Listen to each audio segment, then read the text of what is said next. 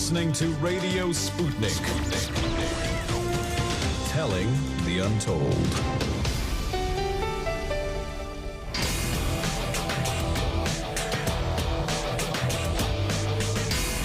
Fault lines. Live from across the divided states of America, it is time now for another edition of the most disruptive show, covering news, politics, and events from across these disunited states and the increasingly divided surface of our globe.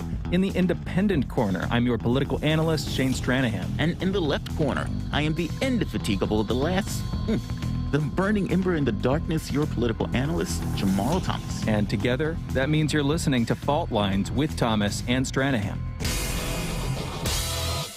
Great morning, folks. Hope you're doing well. It's Wednesday, September 15th, and we're about to get into headlines. Let's get into them. In COVID news, about 159,000 new COVID cases were reported in the United States yesterday. There were also 2,652 deaths reported, 2,500 deaths reported yesterday. Over the past week, there have been an average of about 152,000 cases per day. That's a decrease of 5% from the average 2 weeks earlier. 54% of the total American public has been fully vaccinated at this point, and 63% of residents have received at least one dose as of this morning. The coronavirus has infected 41,448,621 people across the United States. It has killed 664,231 people. A U.S. Army official stated yesterday that soldiers who refuse to comply with the vaccine mandate could face suspension or be discharged. There was always the option for those with serious medical, religious, or administrative opposition to refuse the vaccine, but those who did not put in a request for this might face serious repercussions. Also, new stat this morning, I'm going to cap off the COVID headlines with this. 1 out of every 500 Americans so far has died from COVID. In national news, Gavin... You're being hyperbolic, Shane. Am I? Oh, God. You're not. No, I just gave the number. I didn't even say anything about it. No, I get it. Governor Gavin Newsom will not be recalled as California governor. This follows a recall vote taking place yesterday. 62% of the votes recorded no when asked if he should be removed from office. That gave him a comfortable margin for him to stay in power. He was facing chiefly competition from the Republican radio talk show host, conservative Larry Elders, who was seen as a sort of Trumpian figure in the state. Also, did you ever watch any of this guy's campaign ads? Elder? No. I remember Elder before, but I didn't see any of his ads this time around. Yeah, I watched one of them yesterday, and it was kind of embarrassing. It's just not a well-done ad. It was bad. Yeah. It's just not good. I'll show it to you later. I was even thinking of pulling up the audio, but it would just be even worse. Really? It wouldn't make for good radio. It was that bad. Wow. Comedian Norm Macdonald. Yeah, that's pain. Died of cancer yesterday at the age of 61. Great comedian. I'm a fan. I love Norm Macdonald is phenomenal as a comedian. His delivery. Yeah. It's like this deadpan humor where he sits there. It's like so awkward and uncomfortable. Like I remember Saturday Night Live. Yes. That was his thing, that news night. Nobody could touch him. Yep. Like nothing could compare or anything else. It was never able to replicate that. No, he's a really good comedian. Now, this is unfortunate. My brother got me into him. And we were talking about it yesterday. We were sad. I ended up talking with people online about it too. But we were talking, and it's like nobody can do. He's standing there on the stage, and it's almost like he's not aware that he's on the stage or something like this. He's in his own world. He's doing this sort of deadpan delivery. He's telling these, the Shaggy Dog story. Nobody can tell a Shaggy Dog story better than Norm Macdonald, where you're just going, just this long, chaotic story where it's disorganized. You're going through it. You have no idea where it's going, and you're laughing all the way through. And then you get to the punchline, and there's like no punchline. It's the most ridiculous punchline in the world. But he's able to turn this. Yeah. Into funny, into something a little bit more transcendent, which is hopefully, what comedy does in general. That was a really good joke. That was so uncomfortable. That was a perfect representation of Norm Macdonald. He's in the car with Jerry Seinfeld, and they made this thing. He was making this rape joke about Bill Cosby. Like, what's the worst thing about Bill Cosby? And somebody said hypocrisy. He was like, well, I don't think it's the hypocrisy. I think it might be the rape. Yeah. And he goes into basically saying how rapists are hypocrites and everything else. And Seinfeld is sitting there like, what is happening? He's so uncomfortable. And Norm Macdonald is like so on point in keeping that tension of, okay, this is so awkward, but this is really funny in the way that it's, yeah, man, that's a shame. It really is. I didn't realize that he had cancer. That was something apparently he kept to himself. He kept himself for a decade, man, 9 years. But that's also a characteristically Macdonaldian thing to do, Norm Macdonaldian thing to do, whatever. A mensch. Anyway, The Department of Justice submitted an emergency order late last night to temporarily restrain injunctions on Texas's abortion ban. This is just another step in the Biden administration's attempt to combat the new law in Texas and the decision by the Supreme Court to uphold it. Dan Quayle reportedly saved democracy by acting as a sounding board for Vice President Pence during the last days of Trump's administration when Pence was considering supporting Trump's bid to reject the election results. This comes from a new book by Bob Woodward, Peril, the title of which is Peril, in which Quayle is said to have repeatedly pushed Pence to not back Trump's claims of election fraud. Also related to that book, this came out yesterday, General Mark Milley admitted yesterday to being so concerned about President Trump's mental health that he made several secret calls to a top Chinese general assuring him the United States would not launch a nuclear attack against Beijing. Milley told General Li Zuchang just 4 days before the 2020 election that, quote, "We are not going to attack or conduct any kinetic operations against you," end quote. Republicans hit him hard last night, calling the move nothing short of an act of treason. We'll come back to this after the headline batch here. In international news, the head of the European Commission, Ursula von der Leyen, has called for the EU to have the power to intervene militarily without the approval of the United States. She asked, quote, "What's the point of the most advanced forces in the world if you're not going to use them?" End quote. I'm pretty sure she's referring to Afghanistan there. One of Poland's most powerful politicians, Jaroslaw Kaczynski, the head of the ruling Law and Justice Party and the country's deputy prime minister, said that the country's future is in the EU, but that Poland will also remain a sovereign country. This follows rumblings from politicians in his party that triggered a response from EU officials accusing the party's leadership of seeking to withdraw from the union.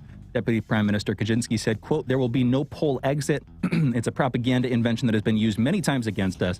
We unequivocally see the future of Poland in the European Union," end quote. However, I think the point of joining the European Union is that you lose some of your sovereignty. Isn't that the assumption there? Isn't that what all the Brexit fuss was about? Was kind of, yeah. Being frustrated you're supposed about to gain, allies, gain economic ties and everything else. But yeah, on some level, you have you're closer and ingratiated itself to the larger whole. Yeah, I asked that question rhetorically and naively. I want to come back to this because I've got a couple takes on this, but also part of the problems with the EU.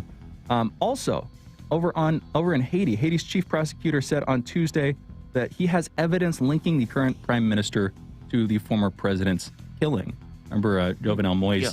Moise killed in an assassination that we linked in the States to like a doctor in Florida. That was one thread. There were other threads that people were pursuing too. Anyway, Haiti's prosecutor has said that evidence is linking him to the killing of the former president, and he has told him not to leave the country, basically. So, big deal. And with that, those are our headlines this morning, at least for now. You're listening to Fault Lines with Thomas and Stranahan.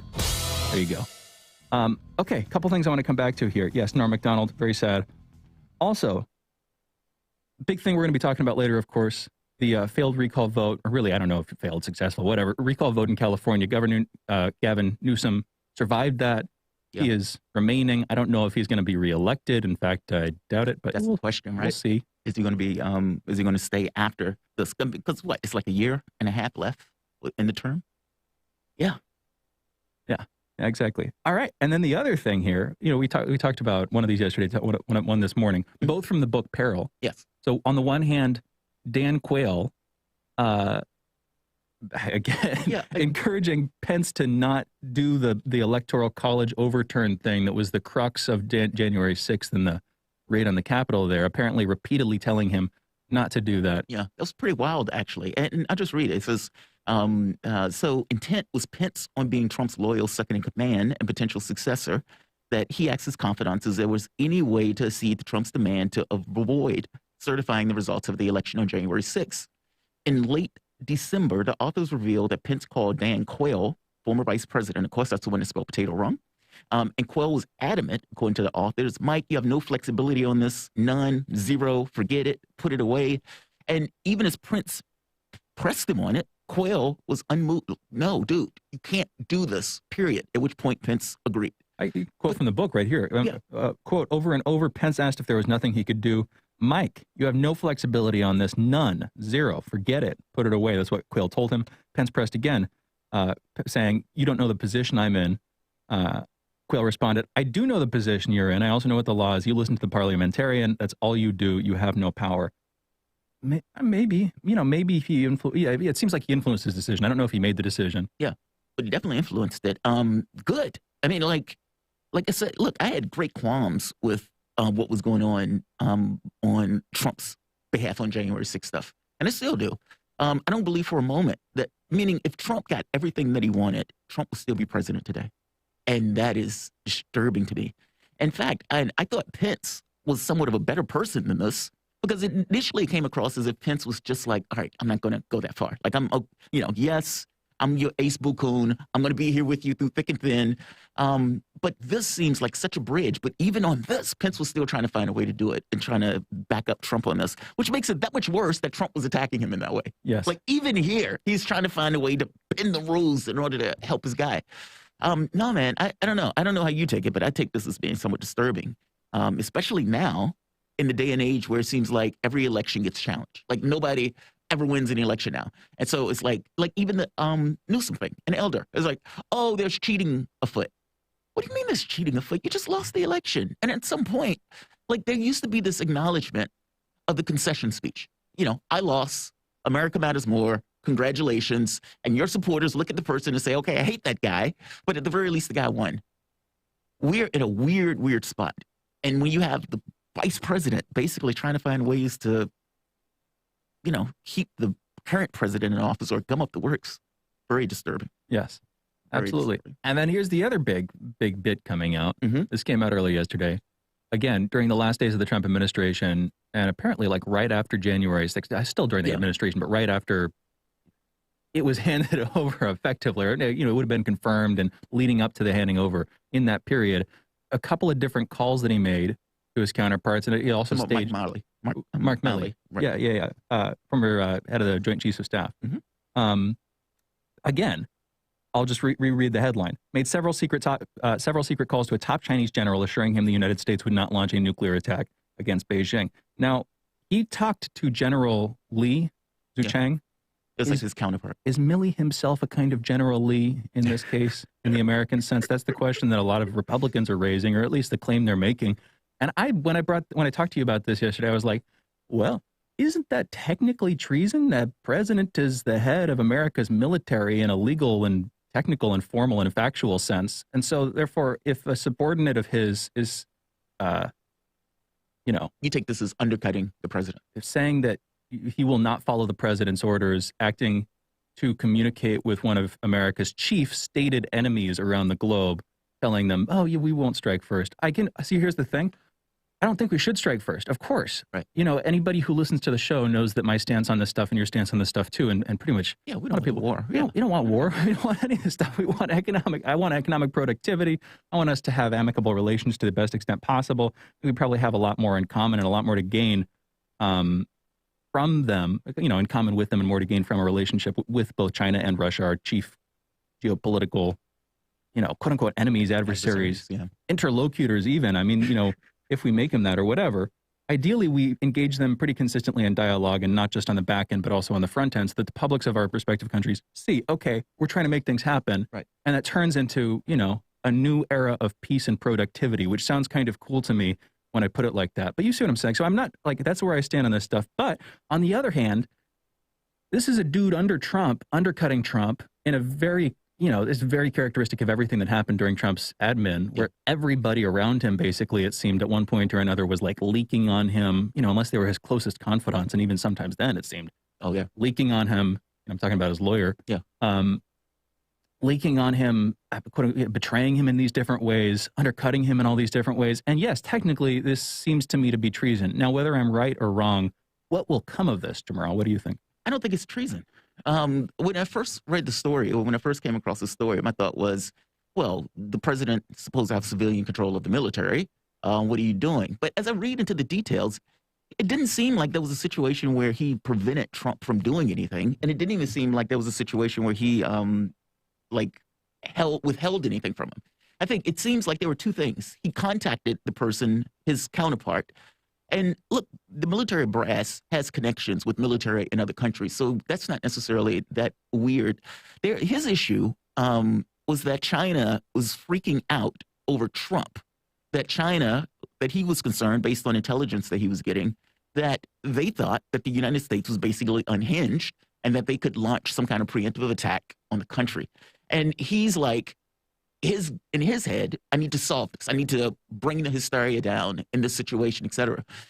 It's one thing if he withheld something from Trump, or if he stopped, like the president said, I want to do X, and he was like, no, we're not doing it. Then yeah, I totally agree with you that, yeah, okay, that's problematic in regards to subverting the president. But for this, I didn't necessarily see it as definitely not treasonous. You know, I guess an argument could be made or a question could be made whether or not the president should have absolute authority in these matters.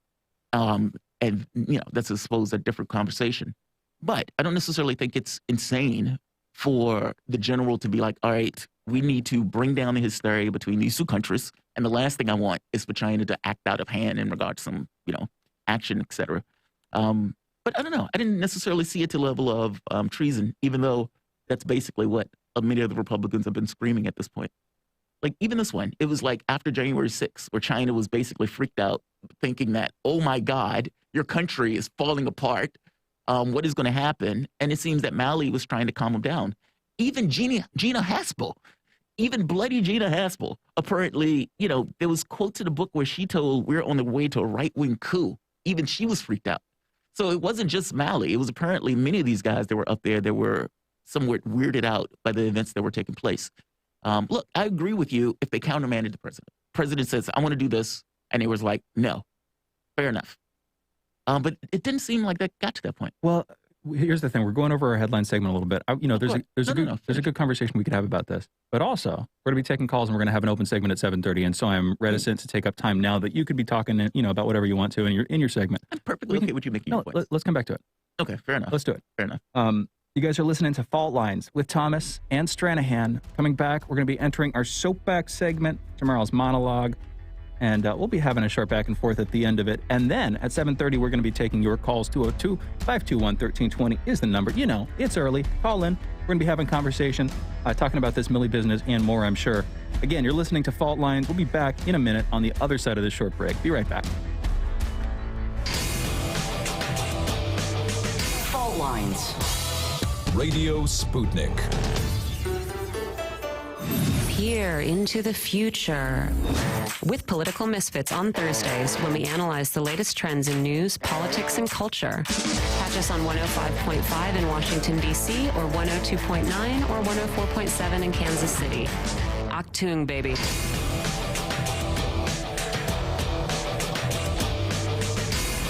Fault Lines. Welcome back to Fault Lines on Radio Sputnik. My name is Jamarl Thomas. I'm joined with my co-host Shane Stranahan, coming to you live out of our station in Washington, D.C. If you guys live in the area, you can catch us on radio at 105.5 FM and 1390 AM. We're also in Kansas City at 102.9 FM and 104.7 FM. If you guys are digging what we're putting down, whatever platform you're consuming this content on, give us a like and share that audio or video. If you want to join in on the conversation, you can do so with a chat, a tweet, and of course, you can reach us by phone at 202-521-1320. That is 202-521-1320. Your engagement helps make this show what it is, so definitely don't be shy. I want to go into the race for Gavin Newsom. Yesterday, I had the opportunity to speak with a friend of mine who basically lives or used to live in California. And I was asking her, like, what on earth is going on in California? You have a supermajority Democrat state, and within the supermajority Democrat state, you basically have a governor that is almost ripped out of that office. And let's be clear, for a long time, they actually thought that Larry Elder, the radio show host, actually had a chance of taking the seat. Over the course of the election, a lot more money started getting involved. A lot more people started looking at it as a clear and present danger, meaning Elder taking the spot. And so many of the people, including Democrats, especially elements of the left, that wanted to get rid of Newsom, had second thoughts, especially as it got closer and closer to the election. And the alternative was not necessarily something that they wanted to entertain. But the thing is, and the problem is, and there are two as I see it, I don't want to go back to this nonsense perspective where the left is the politically abused spouse of the Democratic Party, or the political equivalent of a battered wife of the Democratic Party, or basically lefties tell themselves, well, I have to vote for this person. I have to put this person in office, despite the fact the person doesn't listen to me, despite the fact that the person is not necessarily doing the items that you would expect that person to do if they represented the interests that they were supposed to represent, or for that matter, just basically did what they said they were going to do. To vote for that person after that is just like the same argument back in 2016 or back in 2012 or whatever, where you've basically incentivizing somebody to not pay attention to you. You're incentivizing somebody to basically, here's my vote, and no, I'm not necessarily going to get anything for that vote. The only thing I'm going to get for that vote is to keep the Republican out of office. That is not a place to be in, especially not from the standpoint of the left. I would make the case that the argument or the ire, the animosity that's directed at the Democratic Party, especially now and over the course of the last, let's say, 5 or 6 years, on some level is there. It's this notion that for all of these years, for decades on end, the left felt like it had to give over its support. It had to vote for this particular person as if that vote was somehow owed, as opposed to that vote supposed to be earned. And in this very specific case, when it seems like we hit this demarcation point where at the very least the left realized, okay, that's a folly in regards to the way of operation. That is not necessarily a means of politics. Politics is done. You get my vote when you represent my interests. And there may be nuance in the context of that, but it's definitely not just an absolute.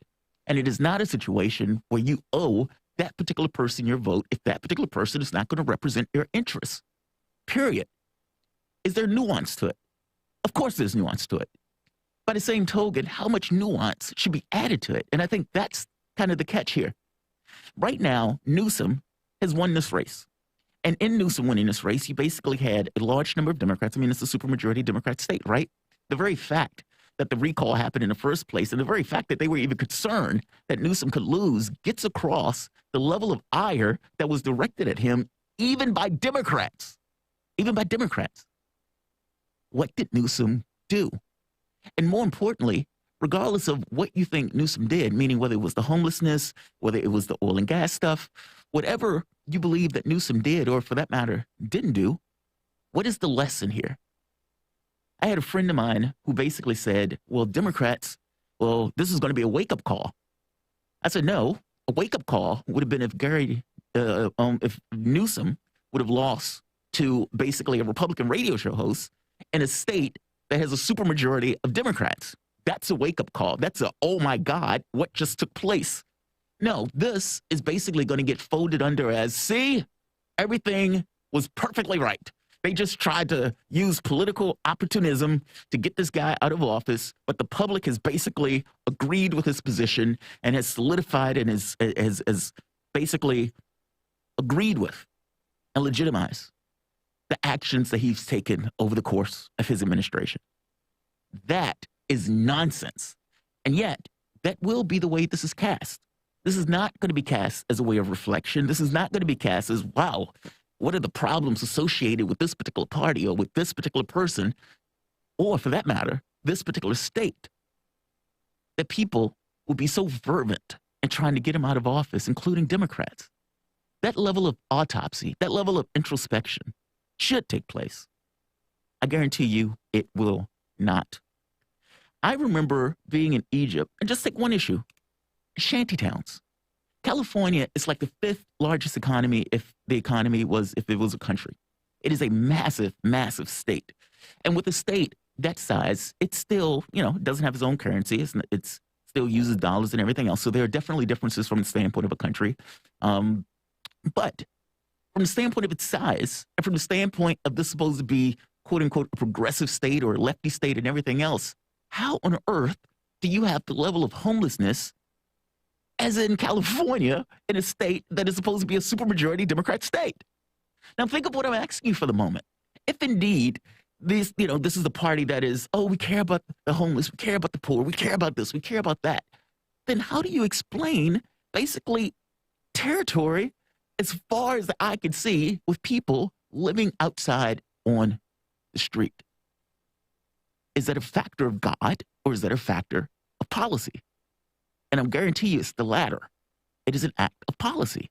Now, Why doesn't, or why can't the Democratic Party, who has a supermajority in the state, solve that, right? This is not a situation where you could blame Republicans. Oh, Republicans are stopping us. No, that's not it. And even recognizing why on earth are they so angry at Newsom? We had Honigman on yesterday, and Honigman made the point, as we pushed him, like, hey, they're trying to get them out of that office. I mean, clearly he had to do something. No, nothing's wrong. Nothing's here, folks. It's that. That's going to be the lesson for this. It's not that I'm making a position that Elder should have won or that Newsom should lose. It's nothing like that. In fact, I'm not even putting that necessarily on the table one way or the other. I'm just making a point of what is going to be taken from this. It's not going to be a wake-up call. What's going to be taken from this is everything is good, nothing to see here, and this validates the actions that we've taken going forward. This is just rank political opportunism. And I would make the point that there might have been an element of political opportunism in it, but no, this wasn't rank opportunism.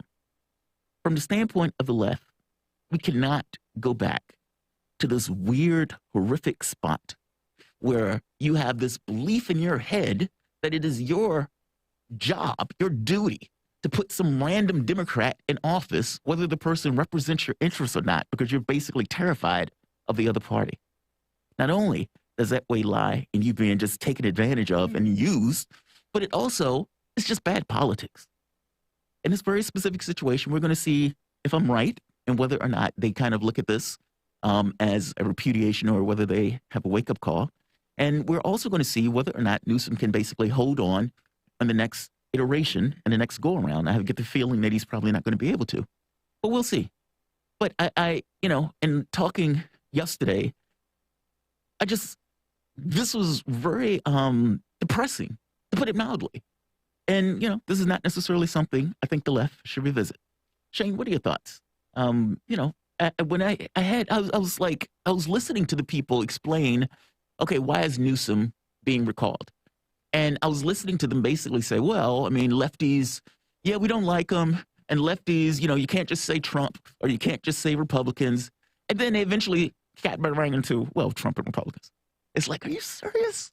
Is that where you are again? That is not a good place to be, man. That's where they are. That's where they're going to be stuck. That's the state of our political system as it is, right? I mean, we talk about this. Maybe it's been a little while since we've talked about this, but where are the leaders? Where are the new ideas? Where's the air in the room? Because it's like, in order to put fires out, they have sucked all the air out of the room. And guess what? The fires aren't going out. There are leaks in the walls. The building's kind of breaking down. Governor Gavin Newsom, I used to live in California for a long time, but I moved away. I was only there briefly while he was governor. Yeah. So, my personal experience with him, like living there, is minimal/nil. But I've heard things from people. I know people who live in the state, of course, and even fans of the show were commenting on it while we were talking about it the other day. Mm-hmm. There are, progressives, lefties in there who were like, I don't like him because he hasn't delivered on climate change. He hasn't delivered on multiple issues that he said he'd deliver on, including, ending or at least reducing homelessness, improving the state of the economy, just things like that. Yeah. People were hitting him on that. And those are, of course, valid reasons to criticize a politician and even to recall them if they've, been elected and they're not doing the things that they're supposed to be doing, right, and they're getting a bunch of flack over it.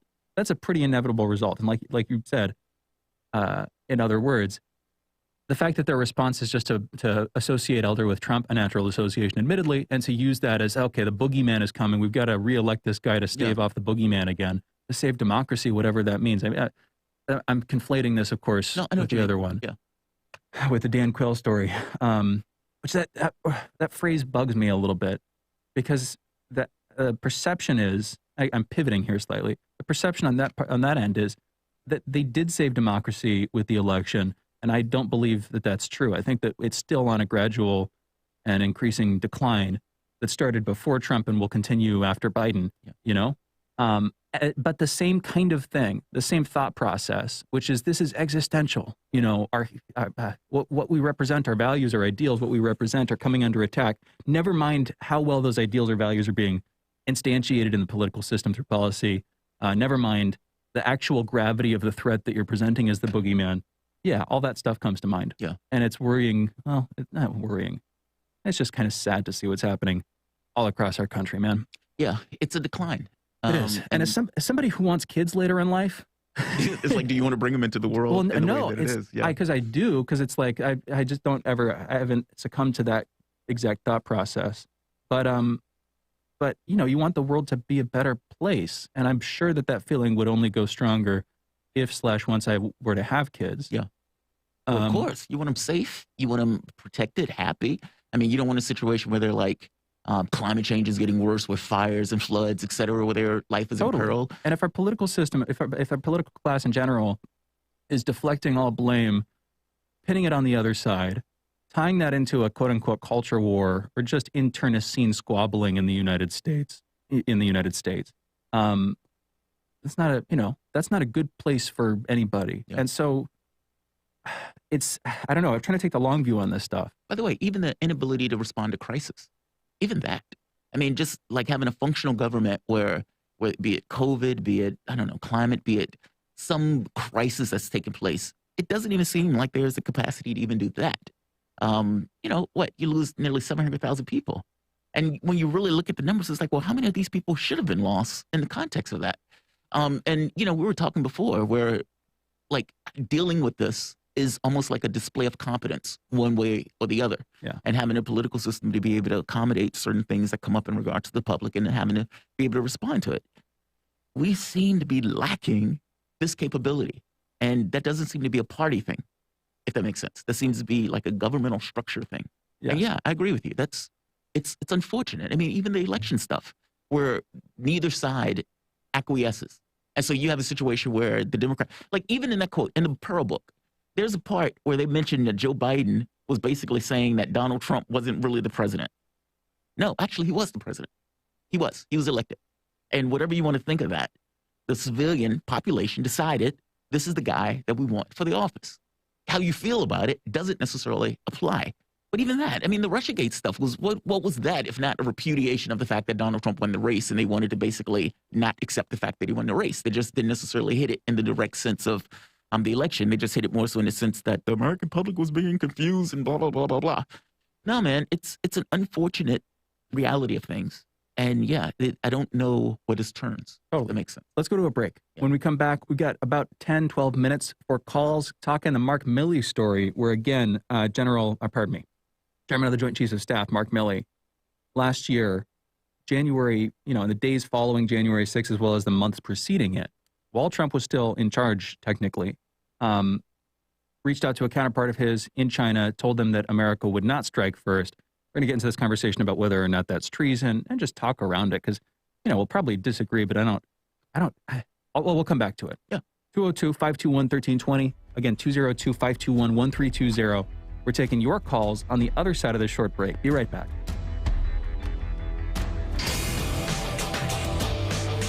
Fault lines. You're listening to Radio Sputnik.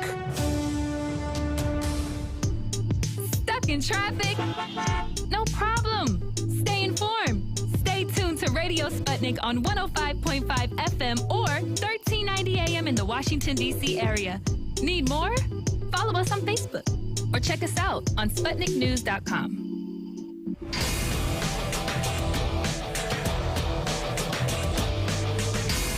Fault lines. And we're back, and we're taking your calls. 202-521-1320 is the phone number. Again, 202-521-1320. I'm going to come back to the Mark Milley story, like I said I would. Reading this again from headlines. Bob Woodward's book, Peril, dropped.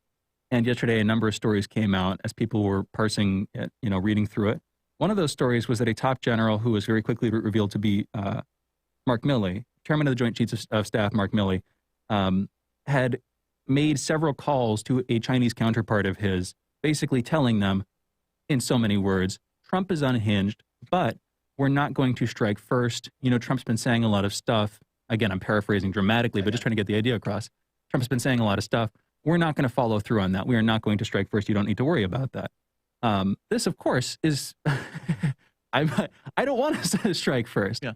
But there's this question that I can't answer because I'm not a legal expert. which is whether or not that's treason. But I feel like the question deserves to be asked. Yeah. And Republicans, as far as I can tell, are pretty much the only ones really asking it in the in the mainstream sphere. They're screaming it into every microphone. They are. But it's like, that guy needs to be fired, et cetera, et cetera. Well, yeah, but here's the thing. If it's a question and they're the only ones asking it, and it's going to be politicized, well, are the Democrats in power going to take that question and do anything with it? Because if it seems like a question that should be asked. My first read through of this was like, isn't that treason? Again, I don't want us to be enemies with China. Yeah. But if the declared policy of the United States is that China is one of our greatest global adversaries, that we condemn them unequivocally on their human rights violations in Xinjiang and their theft of intellectual property and all the other things we say true and untrue about them, if that's our stance, then why the hell is a top general of ours secretly going behind the president's back to say, don't worry, don't listen to the president? Trust me, trust our military establishment effectively, which is what he's doing. Don't listen to the president. The president's not really in charge here. We're not going to do, that's what he's saying. We wouldn't, if he wanted to do that, we wouldn't follow his orders. So isn't that saying, even though he's not technically, he's not technically, but that's the implication, isn't it? Isn't that the direct implication? Well, to me, and just to me, the implication was Donald Trump is unhinged, meaning in general, China was freaked out. Milley finds intelligence that basically he thought that China may act out of hand because he was concerned about the U.S. basically being off kilter. I don't know. The treason thing just seems too big for me. It's one thing, meaning, for example, whose responsibility? What is Milley's responsibility? Is it to Donald Trump personally, or is it to the Constitution? Well, but it's to the Constitution, but through Donald Trump. Well, if the president does something illegal, should they follow an illegal order? But is the president doing something illegal in this case? Well, neither did Milley. But, I mean, but why are you saying that? Because again, if Trump did nothing illegal, if Donald Trump, and Milley's basically defying orders in anticipation, reaching out to an adversary of America's, saying, "Yeah, don't listen to what our president is saying. Don't listen to what my head is saying. Don't worry, we're not going to do that." That's the deep state, basically. He didn't say that. That's what I'm saying. He never said that. Quote, "We are not going to attack or conduct any kinetic operations against you." End quote. I can go through some of the other quotes too. But Donald Trump never said he was going to attack China. Then why is Mark Milley making this call? Because China got freaked out about Donald Trump's behavior. Okay, but isn't that unjustified then? Why is he reaching out on a secret line, going behind the president's back? Yeah.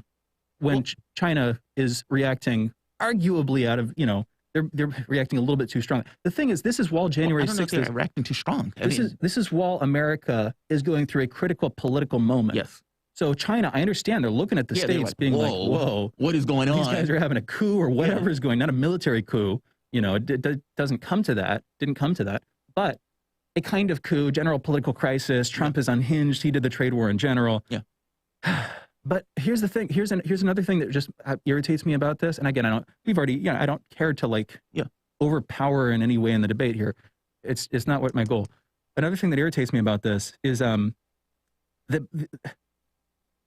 Trump's Secretary of State, Mike Pompeo, said the famous words about Xinjiang, calling it genocide. Right. Anthony Blinken echoed that. Yes, he did. And Biden's administration has picked up Trump's China policy, modified it, and is now running with it in a different form. They're taking the antagonism towards China. It wasn't Trump that started that. It was arguably the pivot to Asia that started to foment that. Trump accelerated it, pivoted it into a trade war. Biden administration is picking that football up and carrying it down the road on another avenue in the field or whatever. You get my point. So on the surface level, they're in agreement with Trump on the idea that China is our chief geopolitical adversary, right? Yes. More than Russia at this point, under Biden. So they do that. And yet, is that theater? Or what do you mean, the geopolitical stuff? No, I don't. So honestly, on some level, I think it is. I mean, think of recently, Joe Biden had a phone call with China, with Xi Jinping. And, this was one of those things, kind of like the phone call with Putin, bringing down hysteria. The relationship is getting fraught. We need to have these kind of channels of communication open and everything else. Look, I don't necessarily see where Trump was either blocked from doing something or whether anything was necessarily withheld from him. And I didn't get the impression that he was like, don't listen to the president. No, I got the impression of just saying, like, look, we're not going to do a first strike. That's the way I took this. I didn't take this as if he was coming saying, the president is incompetent. Don't listen to the president. Just listen to me. I'm the person. I didn't take it that way. I took it as purely him trying to bring down the hysteria of the moment. I would agree with you if it was a situation where Trump said, do X, and they were like, no. Fair enough. At that point, that's a complete breach of, the civilian control of the military. Totally fair enough. But this feels more nuanced. Here's the thing. In some sense, do you think that Trump would have agreed with Milley's move here? Do you think that he would have supported God, no. He would never agree with this move. I mean, Trump would never agree with... So then what does that do to it? You mean, wait, just so if Trump is trying to present a unified platform of... Are you saying, would he agree with the move to bring down the hysteria, or would he bring with the move of contacting behind the scenes? Contacting China behind the scenes to tell them that we will not strike first, which is explicitly what we're talking about Milley having done. I don't think Trump would be okay with it. I don't think any president would be okay with it. Exactly. So then, okay, we've got calls. Yeah, but just because Trump is not okay with something, that doesn't necessarily make it treason. That just means Trump is not okay with it. That's true. Well, yeah. But I do get your point. I don't see anything wrong with asking the question. I don't know. I don't know. Again, I'm not a legal expert. This gets complicated for me. But if you're a top military brass and you're doing something your executive doesn't want you to do, everybody hears my point. We got a caller. And we're taking more, 202-521-1320. Ty calling in from Seattle, Washington. Ty, I was just in Seattle. How's it going over there? Getting a little bit darker by the day, but not too bad. Same over here. Yes. But, Same over here. What's on your mind, Ty? Oh, well, can you hear me? Yeah. Okay, sounds good. So before I get to the Gavin Newsom thing, because I'm a native Californian, I want to address Jamal's concerns. Interesting. And the analogy. On this Trump thing and the back channeling, I think people need to tamp it down just a little bit, because this is the type of back channeling that brought us back from military brinksmanship during the Cold War. Yes, true. That's right. Yeah, true. Like, I'm okay with, I don't... But those were presidents making those calls often. It wasn't people going behind the president to make those calls. This was a concerted effort by both administrations, despite public appearances, to calm things down and keep us from nuclear Armageddon, right? Yeah, that is true. I mean, but please. Yeah, continue. go for it, Ty. Yeah, so sometimes it was the president, but often it was people who were doing back channeling on various degrees. That's what stopped us from thinking that, hey, this missile was coming up, but it wasn't a missile, it was a plane or something like that, after some sort of rhetoric. But hopefully more will come out. But this is essentially, I think it's a bit of a tempest in a teapot. Moving on to the Gavin. That's the whole Trump administration, in my opinion, man. I'm sorry, but go for it, Ty. Exactly. Sound and fury signifying nothing. Moving to the Trump administration thing, I'm a native Californian. I've been in Seattle for about 3 years, but I lived the first 20 years of my life in California. So I kind of understand how this works. We had a recall 20 years ago with Gray Davis. With Gray Davis. And of course the governor. This is a referendum, and this is why I think this is faulty. I think this recall should be considered similar to the impeachment. In other words, the left, we didn't believe in Trump and what he was doing, but we thought this was anti-democratic and it was stupid, right? It's the same thing. We have the most easiest recall process for a minority party to govern, to try to seize the levers of power as a minority party. Well, explain it. What's the recall process in California? Well, the recall process essentially is you can have enough, you can have an amount of signatures that I think adds up to about 0.4% of registered voters, and get a recall on the ballot. 0.4%. Bare minimum, I'm guessing it's the kind of thing where, like, if they get it from different municipalities or counties with Republican leads or something like that, right, where they can, it's not gerrymandering at all, but it's that idea, or maybe I'm misinterpreting. Ty. It's a similar form of that, in that, and the way the recall situation works is you don't have to prove something like a high crime or a misdemeanor. Gavin Newsom made some serious gaffes. He's got some more. Look, he's your typical West Coast patrician, mediocre liberal. That's all he is. And I don't like him for that. Yeah. Well, apparently a lot of people don't. And that's why we have something called a general election that's going to happen in about 6 months. Totally. What the people of California said to themselves is, anything that Gavin Newsom has done 2.5 years into his first term, nothing he's done rises to the level of something that we cannot deal with in a general election. Yeah. And that's where I think then we can get to the point where Jamal is saying, hey, okay, now we need to go ahead and primary this guy. But the flip side of that is I've known about Larry Elder for 35 years. He's been a sort of fringe political, he's not been a political guy.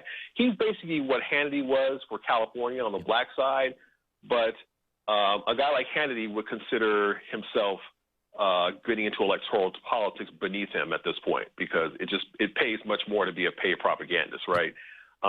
Larry Elder, this was like the opportunity of a lifetime for him, but he's been this guy for about 30 some odd years, and he's been able to build an audience, but he would have never, if the zeitgeist in the Overton window had not moved to him, he would have never had this opportunity. So people will think, look, all the things we want as leftists, he would actually blow up, and including some of the good things that Newsom has done, which includes giving people a stimulus even more than the per capita the federal government did as federal benefits for unemployment dried up. I don't think he would be able to. We got to close here pretty soon because we got a guest. But I just don't see how he would be able to do that. In a year and a half. I don't see how he could do that. I don't see how Elder could do that with California, like the bluest of blue states, from what I can tell. Admittedly, Central California, plenty red parts. Northern California, plenty red parts. But still, it's an overwhelmingly blue state. I don't see how they would go along with that. And here's the other thing. Did not know that it was the easiest recall process in the country. Want to look into that, but thank you for bringing that up. But the last time this happened was 18 years ago. This isn't like a constant thing. Therefore, there seems to be a bit more impetus this time than usual. In other words, this didn't just come out of nothing. Just briefly, what's your take on that, Ty? Well, what it came out of is that Republicans have figured out through voter suppression other ways to govern. This goes back to 20 years. Gary Powell's talked about this with the gerrymandering. They bring not just a gun to a gunfight, they bring Tommy guns to a gunfight, and you're bringing a knife. And this is more a function of the Democrats not really being, 20 years ago, you had a guy like Arnold Schwarzenegger. Everybody knew him. Everybody liked him. Okay. This would have been a situation where a guy who has no better than 15% of the electorate getting the governor's race, and people just, because that's anti-democratic. Well, real quick, and we do have to close it. What could Elder have done in 1 year to do any of that stuff? Meaning, how would he have countermanded or gotten rid of some of the provisions and everything else? It seems like Shane was saying, it doesn't seem like Congress will go along with him on that. Well, no, what's not the Congress, the legislature, but the legislature. He would have the power to tie everything up, and everything that's already on a fast track to be done, he would have been able to tie up in budget fights. I see.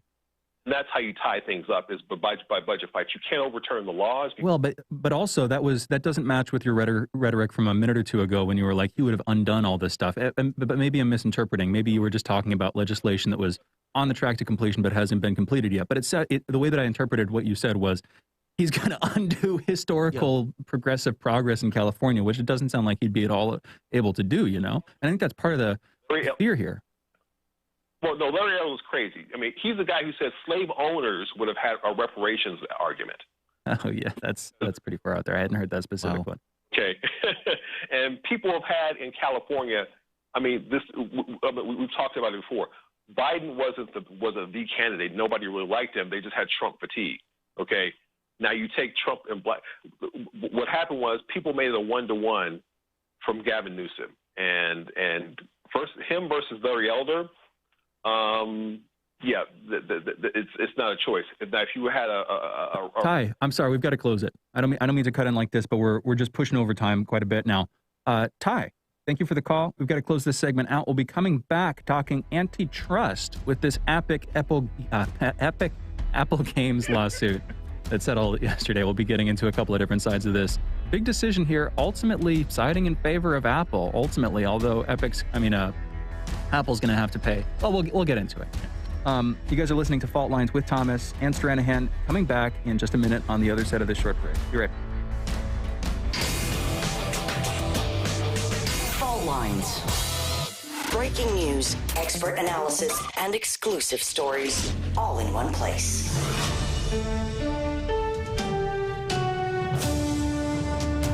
Radio Sputnik, telling the untold. When the going gets tough, the powerful want propaganda. but we won't let them cancel the facts. Whether you're woke or drowsy, we know that you can handle the truth, and we're giving it to you every morning. Fault Lines with Thomas and Stranahan every Monday through Friday from 7 to 10 a.m. Eastern. Your first stop for sanity in a world gone mad.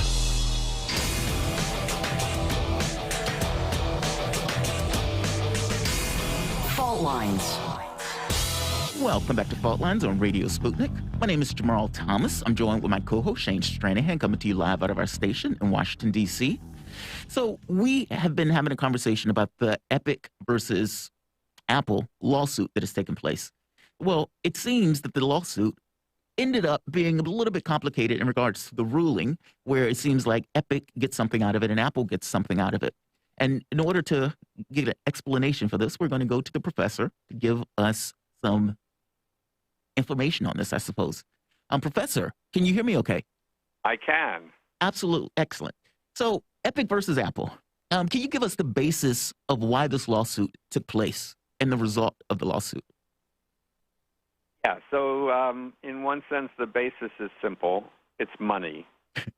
Apple collects a very large commission for everything that passes from an app developer to you as an iPhone user.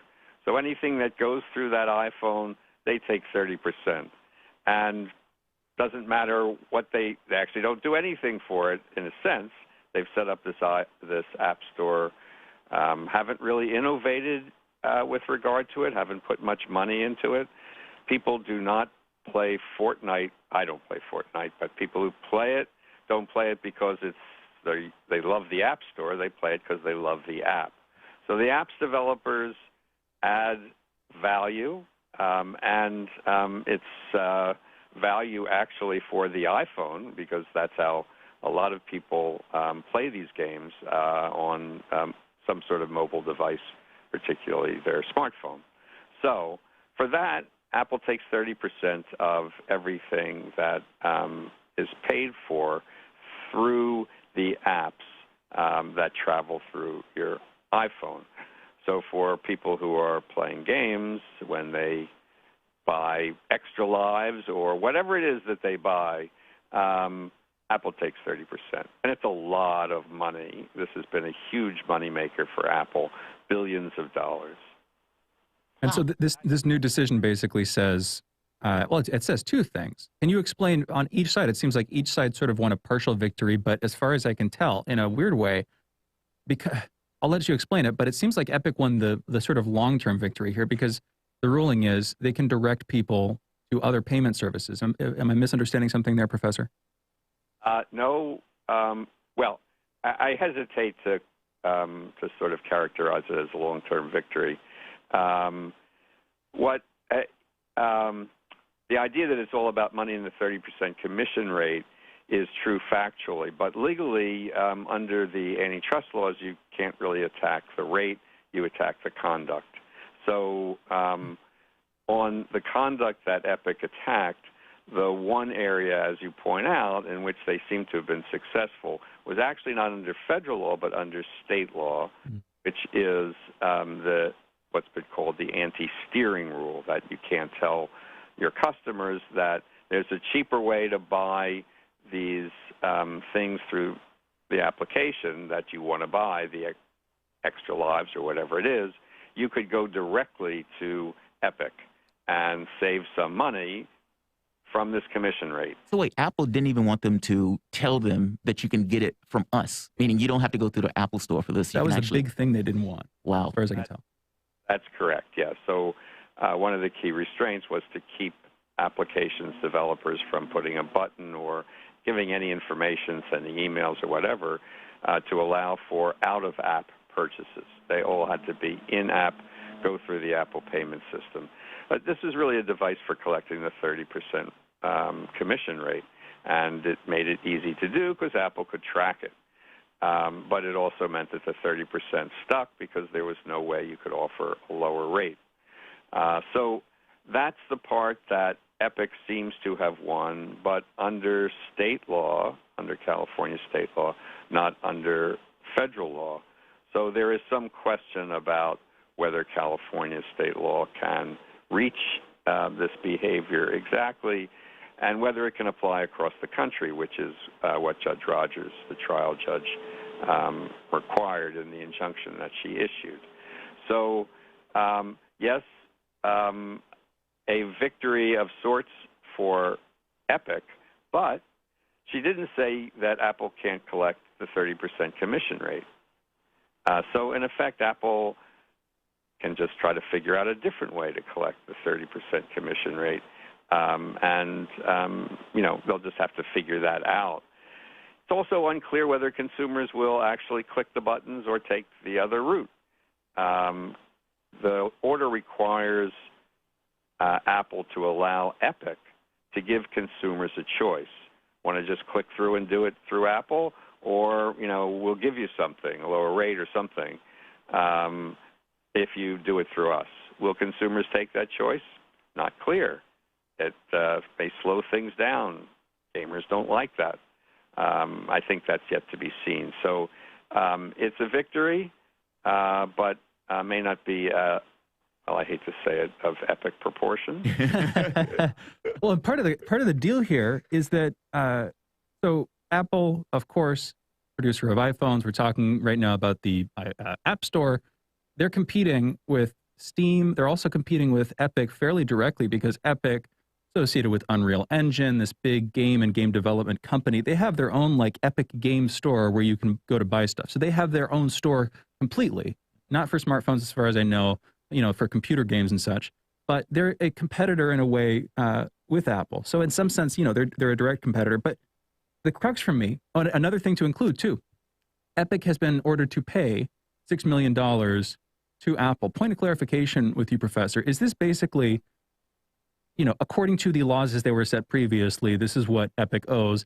Having said that, the laws have changed going forward, and therefore they wouldn't owe this money, I don't know if this makes sense, on a sort of proportional basis going forward. In other words, they're paying the back due based on having transgressed against Apple, but now that's changed, and they effectively can direct people to other services like they wanted to do. Is that right, Professor? Well, that's true. Yeah, this is for trying to avoid the 30% commission rate in the past. And you're right, if they are successful in directing their customers to their own app store or to however they set this up, then they won't owe Apple money under the current agreements. That's correct. Also, they lost on this notion that Apple was a monopoly. Pardon me? They also lost on this notion that Apple was a monopoly. Epic was basically arguing that Apple was a monopoly, and the judge saying that didn't necessarily hold true. That was one of the other rulings, correct?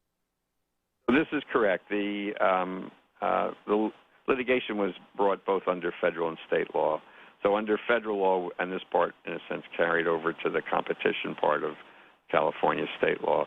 Under federal law and federal antitrust law, Apple won everything. They ran the tables on every legal issue. So, yes, the court found that Apple did not have a monopoly in the market that the judge found to be the market, which was just mobile, by the way. It doesn't include, Epic's efforts to compete by having its own app store on some other platform. One of the things that Epic wanted was to be able to have the App Store on the iPhone, that would be something that you could download through the App Store. You could download Epic's App Store. And she upheld that restriction, that Apple didn't have to do that. So that's an important victory for Apple. And as I said, on every issue, Apple won. Explains why Epic has already filed an appeal. But I think Apple is likely to file an appeal, too, from the order that she... Professor, we're going to have to end this here. I really appreciate you coming on and explaining this to us. It was a really interesting case. And thank you for your help. All right, you guys are listening to Fault Lines with Thomas and Stranahan. We will be back in a moment.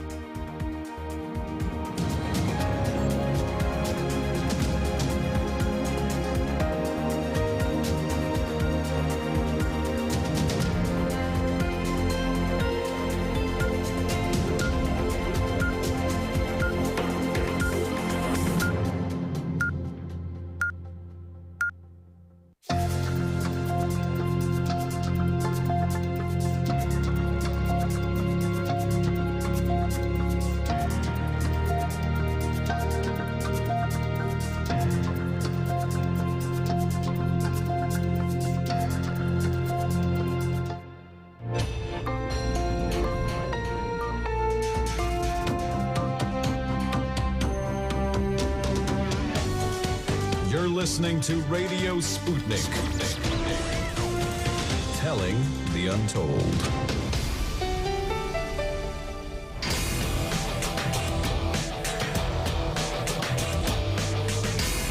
Fault lines.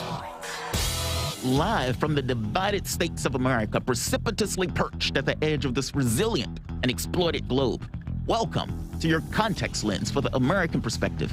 In the left corner, I'm your ever vigilant, your indefatigable political analyst, Jamarl Thomas. And in the independent corner, I'm your political analyst, Shane Stranahan. That would strongly imply that you are listening to Fault Lines with Thomas and Stranahan. Really good show so far. I'm glad the professor was able to explain that because, like you said, it is somewhat complicated. I'm still confused by it. And yeah. I brought up, can I go into No, go for it. No. Just briefly over the break, I brought up, okay, the fact that Apple's a California-based company, which they are, Cupertino-based as far as I know, even though their finances are in like Ireland or Guernsey or whatever. Just forget that for a second. They're a California-based company. That means that, does that mean that every user of an iPhone around the world, the federal ruling in some sense on the thing that Epic initially brought this case about is kind of irrelevant. If Apple, across the board, has to let users have a choice, right, has to give out, has to cede to Apple the ability, to cede to Epic the authority, the ability to give users a choice to use their own app store, that kind of thing, which like is ultimately... If I'm in Virginia, they have to acquiesce and allow me to use the product I'm that pretty way? darn sure, because Apple's a California-based company. They have to follow California regulations, and now that it's been set, at least until it's appealed or whatever. You see what I'm saying? So what happens if they move from California? Then what? I don't know. It is kind of confusing. And trying to get Apple declared a monopoly, while that would have been the ultimate win for Epic because they're competitors on huge grounds, what they first brought this case about, and what was the initial and crucial financial interest is they wanted to direct people out of the App Store. Right. The thing to know with Fortnite, the base game is free. You can download and play for free the base game Fortnite. It's a battle royale shooter, big multiplayer game. You can download the game for free. And then where Epic makes a crap ton of money is with basically cosmetics. Like you can buy dances and clothing. And guns, weapons. I played it exactly once with my much younger brothers, if I remember correctly. But all these cosmetic purchases, which again, that's their moneymaker. That's where they make the money on this game. So if they can, in the app, point people to their own store, cut out the 30%, reduce it to a 10, 12%, whatever. If they can keep the profit margin for themselves, basically, is what I'm saying. That's a huge victory. And if they can do that across the board, then I would say they won this case. In some sense, they won it on the grounds on which they brought it, not on the monopoly grounds, into which it sort of grew. Lawyers, as far as I can tell, often try to make things bigger. They push for more than they're going to get in order to be able to draw back to what they actually wanted. Just a bargaining technique that people will use often. I kind of see that happening here, but maybe I'm misunderstanding. Yeah, it's just very weird that one applies for the state, but not for the federal government, especially when we're talking about the internet, that is kind of stateless in somewhat of a weird way. I don't know. It's very strange. Yeah. So we'll see. Like you said, both of them are probably going to file an appeal on this. Stay tuned. Let's get to the headlines. In the news, about 159,553 new COVID cases were reported in the United States yesterday, and there were 2,652 deaths. Over the past week, there's been an average of 152,177 cases per day, a decrease of 5% from the average 2 weeks earlier. 54% of the total American public has been fully vaccinated, and 63% of residents have received at least one dose. As of this morning, the coronavirus has infected 41,448,621 people across the United States and has killed an unfortunate 664,231 human beings in this country. Here's a new stat. 1 out of every 500 Americans have died from COVID. With the 662,899 deaths, America reported a total equal to 0.2% of the population from the 2020 census data. But I'm totally sure that's just being hyperbolic with numbers and reality. A U.S. Army official stated that the soldiers who refused to comply with the vaccine mandate could face suspension or discharge. There was always the option for those with serious medical, religious, or administrative opposition to refuse the vaccine, but those who did not put in a request for this might face serious repercussions. And in tragic news, comedian Norm Macdonald has died of cancer yesterday at the age of 61. And we were discussing this earlier today. Apparently, he had cancer for 10 years. It was something that he basically kept to himself. McDonald, Saturday Night Live was probably the first time I came across him. But of course, he was in movies and comedian. The man had a deadpan humor that is unparalleled. Phenomenal comedian. And yeah, he's going to be missed. So that is greatly unfortunate. In other news, Governor Gavin Newsom will not be recalled as California's governor. 62% of the votes recorded no when asked if he should be removed from office, given a comfortable margin for the Democrat to stay in power. The Department of Justice submitted an emergency order late last night to temporarily restrain injunction against Texas' abortion ban. This is just another step in the Biden administration's attempt to combat the new law in Texas and a decision by the Supreme Court to uphold it. Dan Quayle reportedly saved democracy by acting as a sounding board for Vice President Pence during the last days of Trump's administration when Pence was considering supporting Trump's bid to reject the election results. This comes from a new book, Bob Woodward's Peril, in which Quayle is said to have repeatedly pushed Pence to not back Trump's claims of election fraud. Yeah, I'm going to have to get that book because some of this stuff is phenomenal. Even the stories about Joe Biden, Joe Manchin, Clyburn, all of this behind-the-scenes stuff. It's really interesting. And another story in the book, and we were talking about this earlier, also related in the book Peril, General Mark Milley admitted yesterday to being so concerned about President Trump's mental health that he made several secret calls to top Chinese general assuring him that the United States would not launch a nuclear attack against Beijing. Milley told Li Zhangqin just 4 days before the election 2020, "We are not going to attack or conduct any kinetic operations against you." Republicans hit him hard last night, calling the move nothing short but an act of treason. An act of treason. And like Shane said, the question should be asked, right? At the very least, discussed. South Carolina lawyer Alex Murdaugh is being accused of arranging another man to kill himself earlier this month so his son could collect on a $10 million life insurance policy. This comes almost 3 months after Murdaugh's wife and adult son were found shot dead on the family's hunting property. Their murders remain unsolved to this day. After surviving gunshots from the scheduled drive-by, Murdaugh admitted to asking Curtis Edward Smith to kill him. Smith was arrested on assisted suicide and insurance fraud, and Murdaugh has yet to be charged. Wow. Yeah, we should come back to that. That's very interesting. The head of the European Commission, Ursula von der Leyen, has called for the EU to have power to intervene militarily without the approval of the United States, asking, what is the point of the most advanced forces in the world if we're not gonna use them? Unquote. One of Poland's most powerful politicians, Jamarl Kaczynski, the head of the ruling Law and Justice Party and the country's deputy prime minister, said the country's future is in the EU, but Poland will also remain a sovereign country. This follows rumblings from politicians in his party that triggered a response from EU officials accusing the party leadership of seeking to withdraw from the union. Deputy Prime Minister Kaczynski said, quote, "There will be no Pole exit. It's propaganda invention, and it's been used many times against us. We unequivocally see the future of Poland in the European Union," unquote. Last night and today, both North Korea and South Korea tested ballistic missiles hours apart. South Korea's President Moon Jae-in stated the weapon is meant to help South Korea deter external threats, a clear reference to North Korea. And last, TikTok is issuing new features aimed at helping users' mental health after a study by Facebook found that Instagram could be contributing to eating and other disorders. Features include more view discretion warnings and guides to help users interact with content posted by those struggling. Those are your headlines. You're listening to Fault Lines with Thomas and Stranahan. And a few of these are uber interesting. So, of course, social media.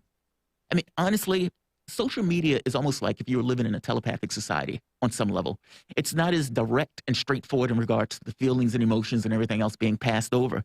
But from the standpoint of people being able to look at other people, see their life, see what their lives are living, and even being faked out on some level, as, you know, it's like, oh, look at this perfect life and everything else. The person might be a meth addict, right? But you don't know. They're in these pictures. They're looking nice. The person is slim, trim, and everything else. And you, on some level, have some take about yourself in reference to what you believe society is. And in this case, society is basically whatever Facebook, Twitter, or whatever these sites are basically providing you with. As somebody who used to write code or is a software engineer, you basically see what I give you, no more, no less. And your perspective of the world may be stuck within the context of what you're seeing, but that's just a perspective of the world. Those are just ones and zeros that I'm putting aggregated together for you to view. People can mistake sometimes those things for reality itself. And so, you know, it's like, oh, that person is so slim. Oh, that person is doing this or that. And it's weird thing of trying to keep up with the Joneses. I can totally see how something like that would happen, especially, you know, when our society, it's like a disruptive new technology. Like you go from somewhere like having radio or TV to all of a sudden having social media where you yourself are basically out into the world, into the public with pictures and images and people being able to give comments and tell you all of the things that they think about you, good, bad, and everything else in between. I can kind of see how that will have these kind of emotional issues associated with it. What are your thoughts?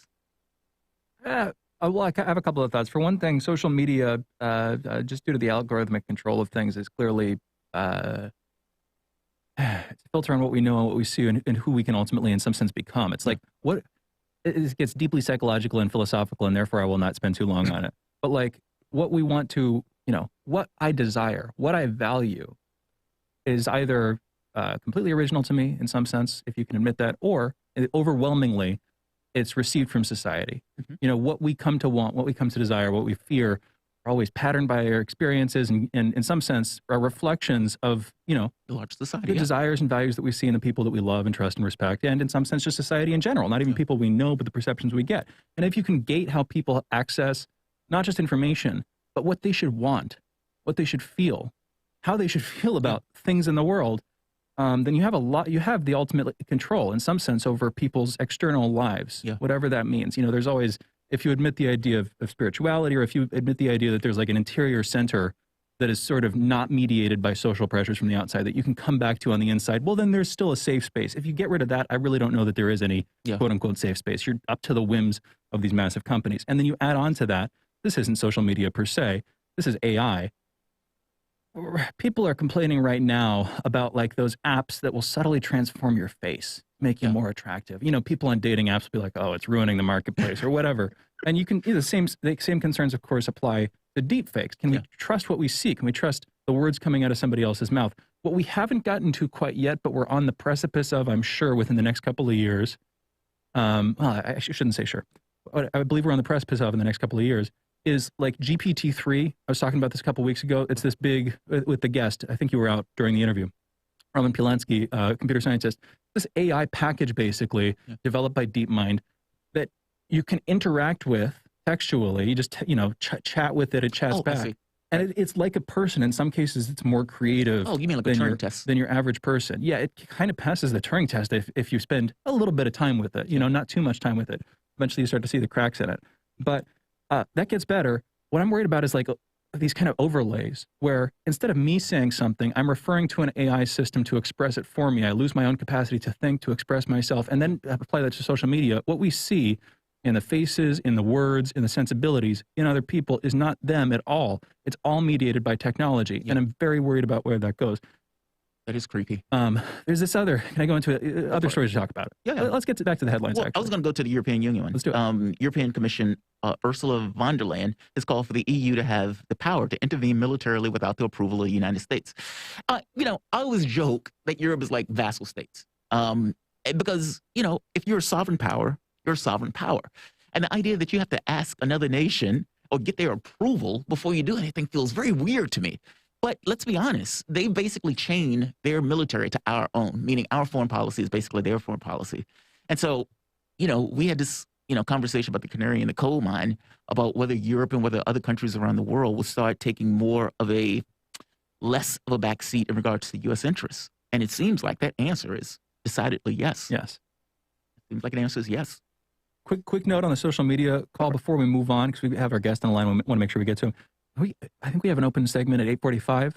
We do. There's a bit about the Matrix, Baudrillard, and social media that I want to come back to. It's something I learned recently. It's just interesting, and it applies to it. You're talking about we can't tell the real from the fake. Yeah. That's a part of the classic thing with the Matrix, but there's a twist on this that for anybody who watched the movie, like the movie, you might be interested in hearing. So I want to come back to that later. Part 4, man. December. You have no idea. Oh, yeah. Overexcited about that. Overexcited. Oh, man. I'm personally, I was talking to Brave actually about this. I'm personally looking forward to the, just briefly, I'm looking forward to the Sandman. I mentioned this to you. Right. The graphic novel series. Yes.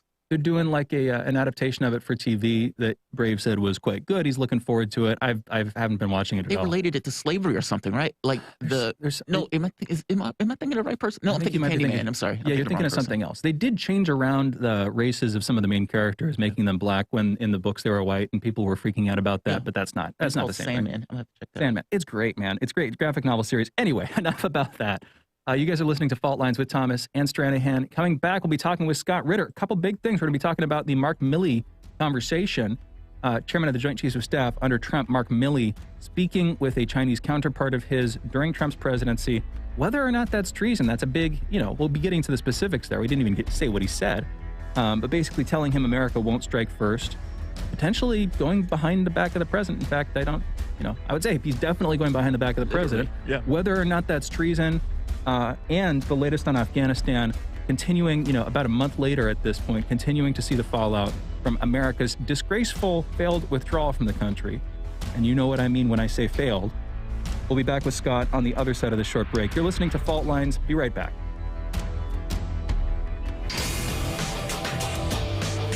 Fault Lines.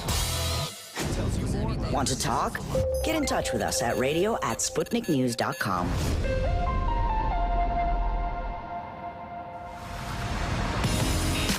Are you bored? Are you lonely? Do you need a hug? Well, we can't give you that, but we can keep you up to date on Radio Sputnik.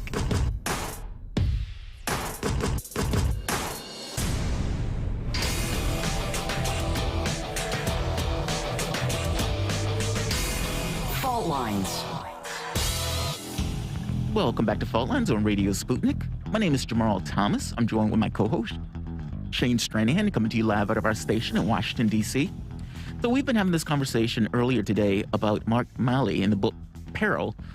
Basically, that Milley went behind Trump's back in order to communicate to his Chinese counterpart that the United States will not basically have a first strike. I think he called it a kinetic strike against their country in order to bring down some of the hysteria after seeing intelligence that China was freaked out by what was taking place in the United States. And of course, some of this was taking place on January 6th. Some of it was after the election. But we want to get into a conversation on this particular topic and whether or not it's treason, whether or not something like this has been done before. It has been under Nixon. But just to get the details for somebody who is basically, who would be in the know. And so joining us is Scott Ritter. Scott Ritter is a former UN weapons inspector and a weapons of mass destruction whistleblower. You can follow Scott on Twitter at @RealScottRitter. Scott, thank you for joining us. Thanks for having me. So Donald Trump, so basically Milley is concerned.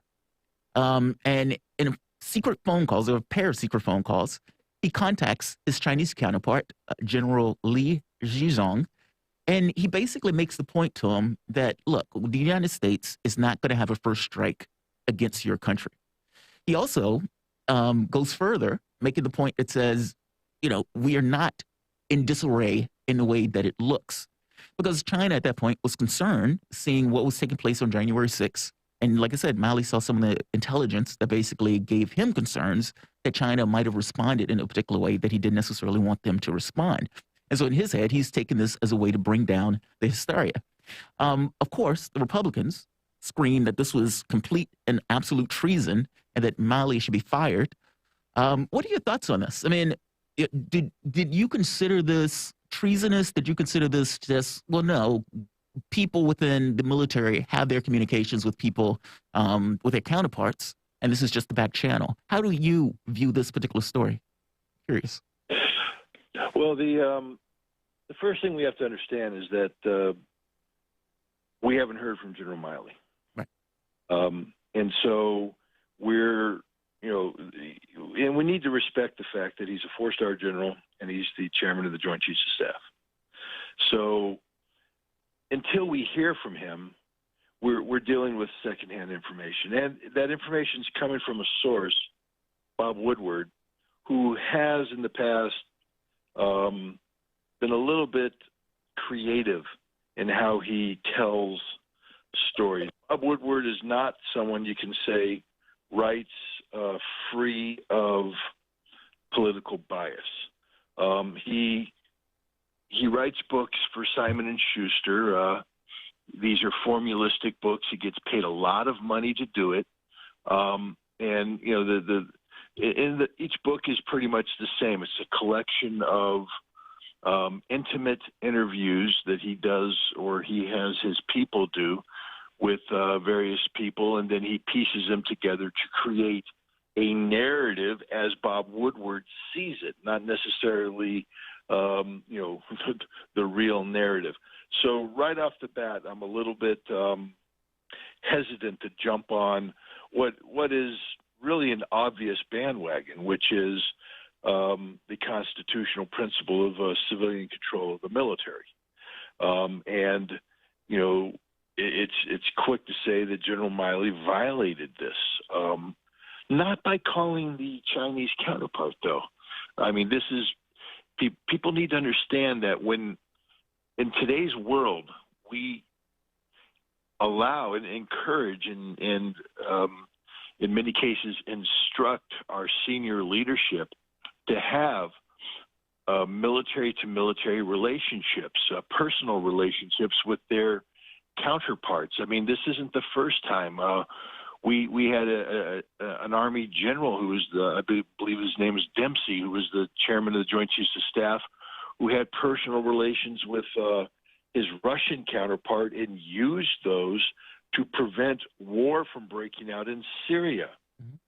Back before we had a formal deconfliction, Dempsey would call his Russian counterpart, and they would make sure that American aircraft didn't stray into Russian-controlled airspace, or Russian aircraft wouldn't stray into American-controlled airspace, so that we would prevent, an inadvertent shoot-down that could escalate out of control. He didn't have to get the president's permission to make those phone calls. So we don't know what the four corners that defined Milley's relationship with his Chinese counterpart were. Did Trump say you can't pick up that phone and make this call unless you go through me? I doubt it. So even the phone call itself isn't problematic. What is problematic is Milley making decisions unilaterally about the use of nuclear weapons. Yes. Well, right here. And I'll just read it. It says, Milley also summoned senior officers to review the procedures for launching nuclear weapons, saying the president alone could give the order, but critically, that he, Milley, had to be involved. Looking each in the eye, Milley asked the officers to affirm that they understood the author's write-in and what they considered an oath. So basically, he's talking to the people, Joint Chiefs, saying, yes, he has the ability to make the order, but it has to come through us to approve it. And here's the problem. Under normal, first of all, there's a million different scenarios you can draw up about the use of nuclear weapons. Somewhere we have intelligence that spots a potential attack, weeks in advance, days in advance, or the Russians bring the submarines right up to the coastline of our Atlantic and Pacific coast and fire a flat trajectory strike that's going to hit its targets in 12 minutes. So each one of those has a differing scenario on how we can respond. In the perfect world, we get the entire chain involved. We have a number of advisors advising the president, not directing the president, but advising. Mr. President, I believe this is what's happening. Mr. President, I believe that this. We believe that this response is warranted. Mr. President, we believe doing nothing at this point in time is warranted. So there's advice, but when the clock's running on a very short timeline where if you don't take action, an enemy strike could, take out your ability to launch an effective counterstrike, thereby making the United States totally vulnerable to a follow-on strike. The president may have to take immediate action. He may have to limit the number of people that he, that he talks to. Now, if Milley has been talking with his Chinese counterpart, trying to calm him down, saying that we will not launch a first strike, which isn't Milley's call, by the way, yep. And saying, I will warn you in advance if a strike will occur, which isn't his call, by the way. What he has done, when you combine that with him saying we're going to limit or lock down the president's ability to respond, he's opened us up to a Chinese first strike. Yes. I'm saying this is realistic. I'm saying in the grand scheme of things, he has basically opened the window for a Chinese first strike where he, General Milley, has taken out the president's ability to respond effectively, meaning that the Chinese could, in theory, hit the right targets, cripple our second response, and leave us vulnerable to a more detailed Chinese follow-on attack, which means the end of the United States. Far-fetched. Nuclear warfare is far-fetched. But Milley made decisions he's not empowered to make. And if this is true, and again, there's a caveat here and a big asterisk. We don't know if it's true, but if it is true, not only must he resign, if we're going to preserve civilian control of the military, he must be court-martialed. Not for treason. He didn't commit treason, but for violating the Constitution, for violating the limits of his office. He has to be court-martialed because every general that follows needs to understand you don't get to usurp the Constitution of the United States under any circumstance. It doesn't matter if you believe it's warranted or not. There's many people out there who are going to say, hey, Milley had to do this because Trump's an idiot. Trump's a madman. That may be true, but Trump was elected president of the United States by the American people. He's the citizen contact with America's military. But he should be in contact with the military. He's the commander-in-chief. Yes.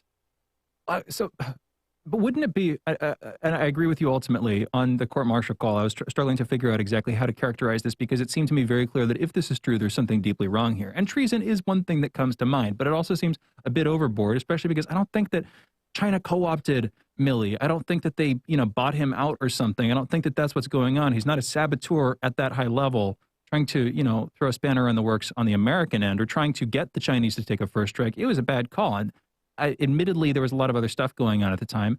But if we were to take, both the Trump and the Biden admin's word on China, they're our starkest enemy at this point. Above Russia, you can pair them up together, but they are our chief enemy, according to the White House's word and just basically our government's word, effectively, the stance, right? So if I take that seriously, wouldn't this approach treason? Shouldn't it beg the question, at least, if we were genuine about that? Hey, why is, you mentioned this is basically giving China the first strike authority in some sense, in a game theory sense. Shouldn't we be asking the question if we're genuine about that? Wait, do they have a contact with Milley? Again, I don't think they do because that's not my take. But if we took the administration's word on this stuff, if they are our harshest enemy and we're worried that we're going to get into a war with them pretty soon, he's ceding that authority, and it should lead us to ask, what is the contact? Why would he do that? What are his motivations? And that could lead to treason. And I don't think it should or would, but that's not my call to make. I think there should be a process for dealing with this stuff. And I don't know that there will be. Scott, what do you think? Well, first of all, I don't believe that he committed treason. Again, I mean, there needs to be an investigation. We need to find out, what's going on. I believe that he used an existing hotline that is established in accordance with law to fulfill a presidential directive that the chairman of the Joint Chiefs of Staff maintain military-to-military direct contact with his counterparts around the world in an effort to maintain an open line of communication so that there's no misunderstandings. We've been doing this forever. It's an effective back channel, and I don't find it surprising that Milley had this capability, this ability to reach out to his Chinese counterpart. The problem is the white knight,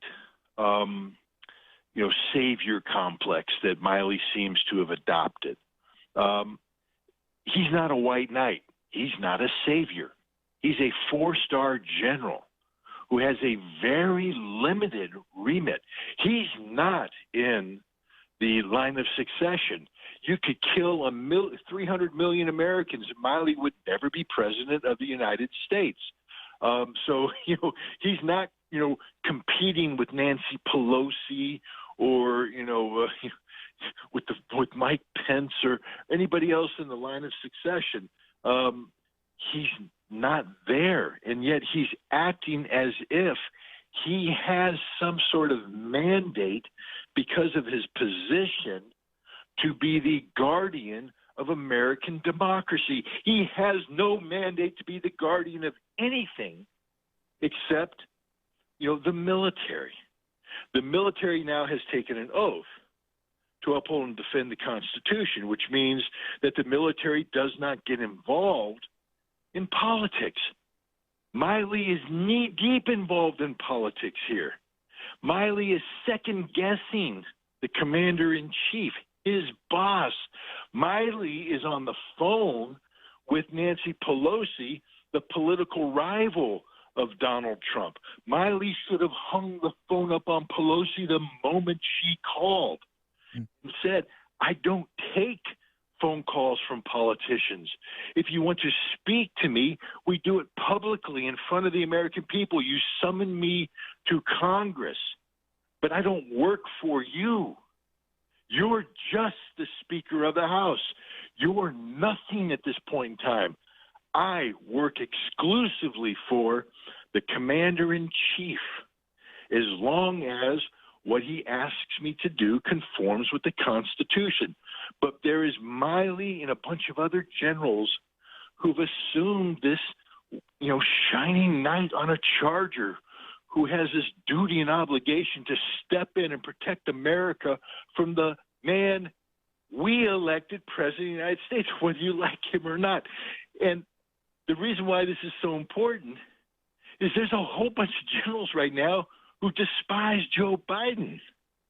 And if we tolerate what Milley has done, we've opened the door for every single president to be second-guessed by politically motivated generals who believe they're doing the right thing for the American people. The fracturing of the control of the military, basically, right? Absolutely. Yeah, civilian control of the military is something that I deem rather important.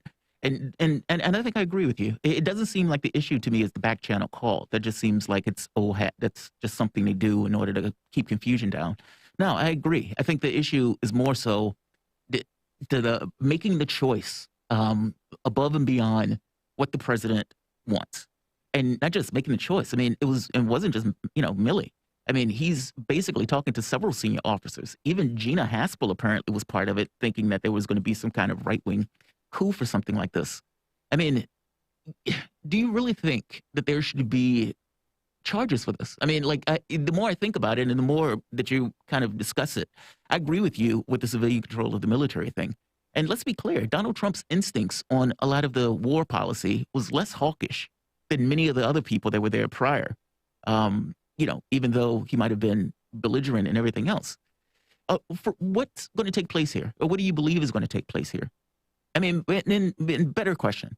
Do you believe that there is a responsibility from the standpoint of either the Joint Chiefs to keep this country out of a war, especially if they believe the president is going to get us involved in a larger conflict for political reasons, or that just doesn't matter at all? Joint Chiefs' job is to advise the president. Now, that advice is supposed to be unvarnished. So if I'm General Milley and I'm sitting around a table with the president and he's talking nonsense about going to war with China when there's no reason to go to war with China, I will strongly advise him not to do this. And if I feel so strongly about it at the point in time where he is going to disregard my advice, and I am the senior most military person in the room, there's no one above me wearing a uniform. So my voice should carry the greatest weight of all other voices regarding how the military feels about going to war with China. And if the president's disregarding, I resign. Exactly. That's what you do. You do not conspire behind the back of the President of the United States. That is problematic, and this is why the Secretary of Defense must call Milley in and must fire Milley. Milley must be removed from office. I mean, now there has to be an investigation. Exactly. After an investigation, after they verify this, look into it, or, verify it or debunk it. Yeah, you don't fire based upon a Bob Woodward book. If it turns out Milley did this, he has to not only be fired, but I'm not saying that dishonorable discharge. What I'm saying, though, is he doesn't get to retire with 4 stars now. He has lost that right. He has disgraced that 4th star. And I would actually take him down to maybe 2 stars or 1 star. Oh, man. Wow. Because that's what we do to officers who fumble at that level. This isn't unique. We've taken general officers down from 2-star to colonel when they make mistakes. Wouldn't that include everybody in the room, though? I mean, because it wasn't him by himself. I would investigate everybody in the room, find out exactly what they were told and what they were called upon to do, and if they conspired, because that's what is going on here, is a conspiracy. If they conspired to undermine the principles of civilian control of the military, then they all must be fired. And again, the punishment must be severe. And what we're talking about is taking away a big chunk of their retirement money. They will not retire in the grade they hold. They will retire to, the highest permanent grade that they can have, maybe colonel. And that's it, because you failed. But doesn't Milley have a responsibility that goes beyond just to the president, to the country itself? And what I mean by that is, if Trump gives an illegal order, let's say Bush, for example, Bush decides he wants to have a war in Iraq. And in having that war in Iraq, torture and all of this other stuff, the general, yes, can resign, but the next person who they're going to bring in is basically going to allow him to proceed with an illegal war. Isn't there a larger responsibility than just the individual and the Joint Chiefs? That responsibility goes to the protection of the country as a whole. Well, if it's an illegal order and it's so blatantly illegal and unconstitutional that the chairman of the Joint Chiefs of Staff is resigning, basically the chairman would lay out why he believes it's an illegal order. He would probably have lawyers telling him that this is an illegal order, and therefore whoever steps in now has to understand that they would be obeying an unlawful order, and they lose all protection at that point in time. Yeah, but Bush invaded a country on the lie. There's no consequences for Bush at all for doing that. I mean, torture is literally against our laws. And again, no consequences for it. But did anybody step up at the time? I don't want to seem pro-Bush, because I'm not, but very senior lawyers drafted documents that argued the opposite. And the Attorney General of the United States, the highest legal authority in government beyond the courts, determined that these enhanced interrogation techniques did not constitute torture. The invasion of Iraq, you had people say that the Chapter 7 resolution that was passed as the ceasefire resolution did not require a follow-on Security Council resolution in order to continue the military authorities. So, but that also, here's the thing: we've moved away. That's not a direct parallel to what we were talking about at the time. It wasn't like the chairman of the Joint Chiefs of Staff. I forget who it was. You would know, I think. That person didn't resign. There wasn't any similar push. I can't think in the last century any time this has happened. Please correct me if you think I'm wrong. Schlesinger, but Nixon. Under Nixon, Schlesinger basically said, contact me before you go through following Nixon's orders. This was when he was about to be impeached. But came to a resignation was Colin Powell as Secretary of State going into Iraq. And at the end of the day, they played the loyalty to the father card. And Colin Powell admits that he should have resigned. That would have been the correct thing, the honorable thing to do. But because of loyalty to Papa Bush, he stayed on and carried out what he deemed to be, if not an unlawful order, definitely one of the worst decisions that a president could make. But Powell didn't resign because he had loyalty to Papa Bush. See, this is where I think the argument falls apart. Because for somebody to basically argue that waterboarding, putting a person in simulated drowning conditions, is not torture, they are basically using a legal fig leaf, to put it mildly. There is nobody that's been waterboarded that came out of waterboarding thinking that this was not torture. It is clearly torture. Of course. But that's kind of my point, though. If you're in a situation where they're just going to put somebody in that office that's basically going to create some nonsense ruling like that in order to propagate something that is illegal by our laws, what defense? I guess that's what I'm kind of getting at here. I agree with your premise, right? Civilian control of the military. So that's not necessarily what I'm pushing on. I guess I'm pushing on this idea that resigning in and of itself is adequate to prevent something that is horrendous or illegal when the president is trying to do something, especially if it's going to cause a large amount of lives lost. And again, we don't know if that's the exact situation here in regards to what's taking place, but that seems to be where Milley's head was. Does that make sense? Like because under that logic, it just seems like, well, there's nothing that you could do.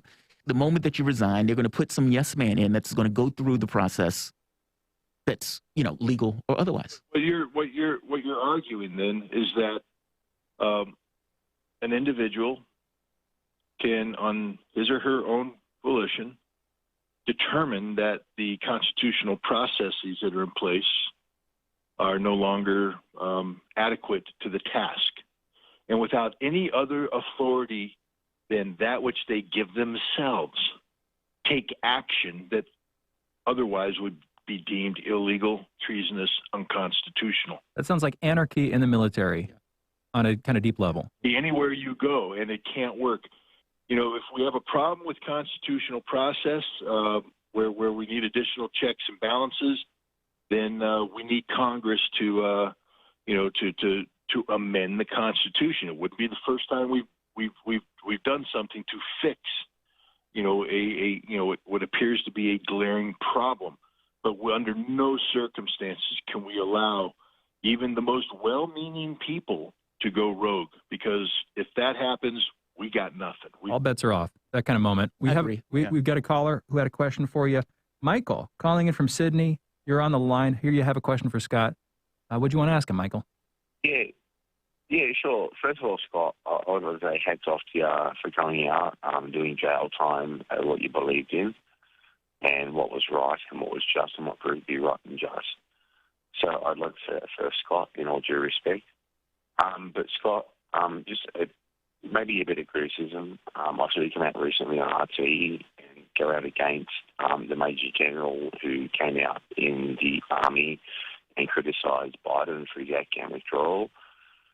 And you said he shouldn't have done it while he was in uniform. He should have resigned first and then done it. And I would just like to say, Scott, well, maybe if you had to come out when you were a weapons inspector and gone against the advice of Colin Powell and the powers that be, we might not have had the Second Iraq War. And also on anarchy in the military, Scott, that's actually what you did. You went rogue after you came out of the military, to the CIA, and you testified and you gave evidence. No, I think you're thinking that Scott is John Kiriakou.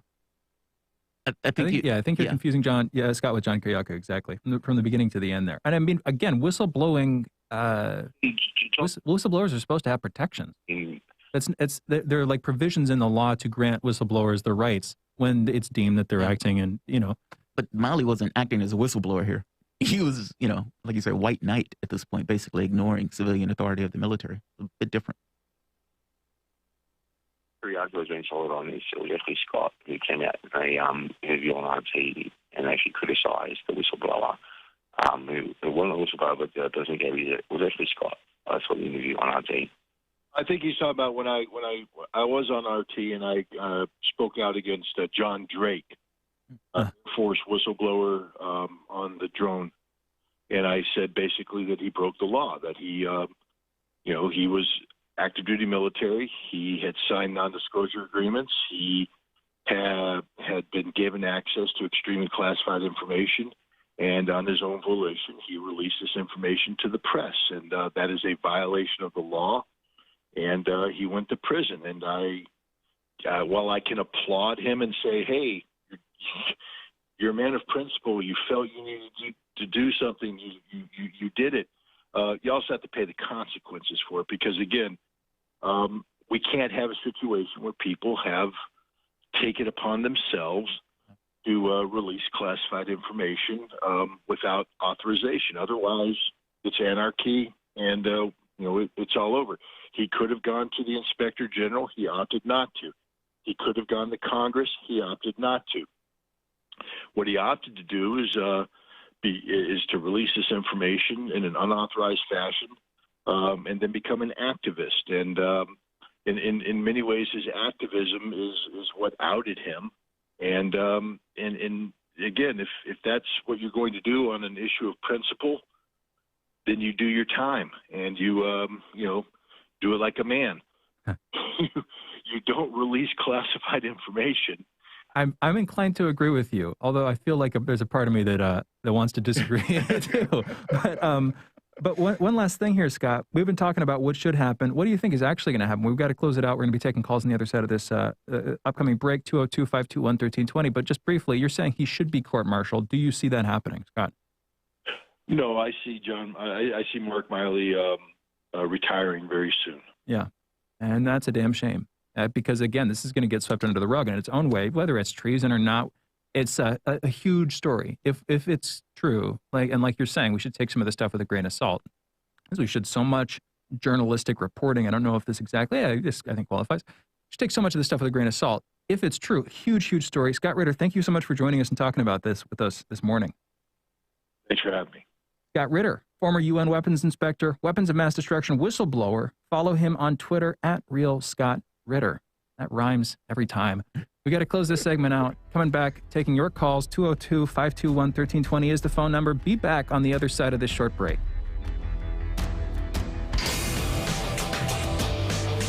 Fault lines. We are above all the latest developments, and we don't take any sides. Radio Sputnik, telling the untold. They're bringing drugs.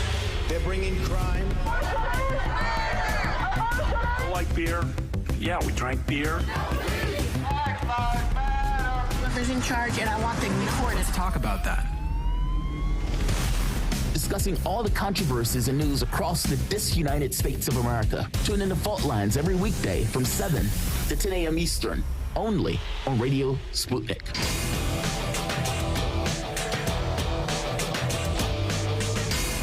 Fault lines.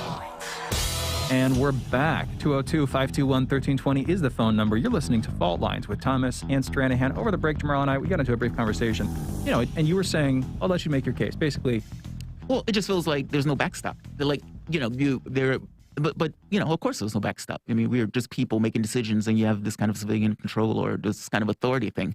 And I guess you're always in that situation, regardless of whatever structures you put in place. Who watches the watchman? Yeah, that kind of thing. Who watches the watchman? It just feels like putting it in the context of Bush and torture is the thing that the reason I hit that part is because it was an illegal war. I mean, Bush basically lied this country into a war, and not just lied us into a war. I mean, you go to like Pelosi, you go to some of the other people who were like, well, yeah, I knew he was lying at the time he did it. And it's like, but you didn't impeach him. There was no consequences for it. Nobody resigned. None of that stuff. He's been repudiated. I mean, he's been rehabilitated at this point after getting like 1 million people killed. And it's like, there is no backstop. And so, seeing Milley in this situation where it seems like in his head is like, okay, I'm going to take this action to try to do X or Y. Well, yeah, it's civilian control of the authority. That's not his job. That's a mutiny, though. Yeah. Like if push comes to shove, and he is either forced to put up or shut up, as we proverbially say, then he either resigns or he tries to force his hand. Yes. And that becomes an issue in and of itself. That becomes treason Yeah. very directly. Now, whether that treason is justified, whether he's committing treason or he's simply upholding the Constitution as the president's committing treason, would be something worked out, later on, hopefully accurately by the public and our judiciary and mess. But legislature. But you get my point. Like, it's like, I think I agree with Scott that this is problematic in general for the military to kind of take that step like that. And he's right. Like this kind of back channel with Pelosi and some of these other people. And so, yeah, I totally get the point. I even agree with the point that, we have civilian control of the military. You can't just have a person going rogue in this particular fashion. But I don't know, there's something, depressing is not the word for it, but there's something that seems to be there that leaves us open heavily to just bad stuff and bad actors. I mean, the torture thing. I mean, they basically wrote a legal opinion saying waterboarding is not torture and use that as a justification to basically torture. It is a fig leaf. That was the right word for it. We've got a caller, and we're taking more, 202-521-1320. He said he would do it, and he's doing it. My little brother Blackjack is now calling into the show. We're going to go now to Blackjack calling in on the Biden vaccine mandate. Blackjack, you're on the line. What's on your mind? Hey, Shane. What's up, fool? What's going on, man? So I work at a bike shop here in D.C., and I got an email from my boss this past week basically saying that the White House has made a decision in coordination with the Labor Department that you either have to be vaccinated if you work in a company of over 100 people, or in lieu of that, if you're not vaccinated, you have to be taking a weekly COVID test, which seems to me they put out these rules and that they're going to instate this without actually saying how they're going to be supporting millions of COVID tests a week. What are your guys' thoughts on this? Well, the point is not the COVID test. They're trying to push people into a vaccination by making it so miserable to have to get. I thought it was like 2 tests a week or something. Like and I don't like insane that. Amount. I don't like that at all. That take and well, and specifically, you're saying they don't have a plan right now. They haven't drafted up the rules yet. And when they do, we'll see what they are. I'm skeptical that they're going to go well just because our government's response to everything has been so screwed up over the course of this thing. So I'm not optimistic. And we're in a medical crisis right now. And so on the one hand, if we had a functional government that could do this stuff cheaply, effectively, if the tests were non-obtrusive, whatever, that seems like the kind of thing you'd want to do as a part of a strict, severe response to get this virus knocked out. And that would work, by the way. I think that would be ideal if it could be fast, effective, et cetera, where it's not so obtrusive, where, it's like, I have to go to this place, it's going to take me 2 hours in order to get this done each time. Yeah, if it's not obtrusive, then it becomes that much easier. But as it is, all these businesses are left like, wait, how are we going to do this? What assistance are we going to get? What's this going to look like? Who's paying for it? I don't know. And undoubtedly, they know more than I do. Exactly. It's like, is it going to be the government supporting all these weekly tests, or is it going to be on the employer? In which case, if it is, at that point, they're going to let go everybody who's not vaccinated just because it's not.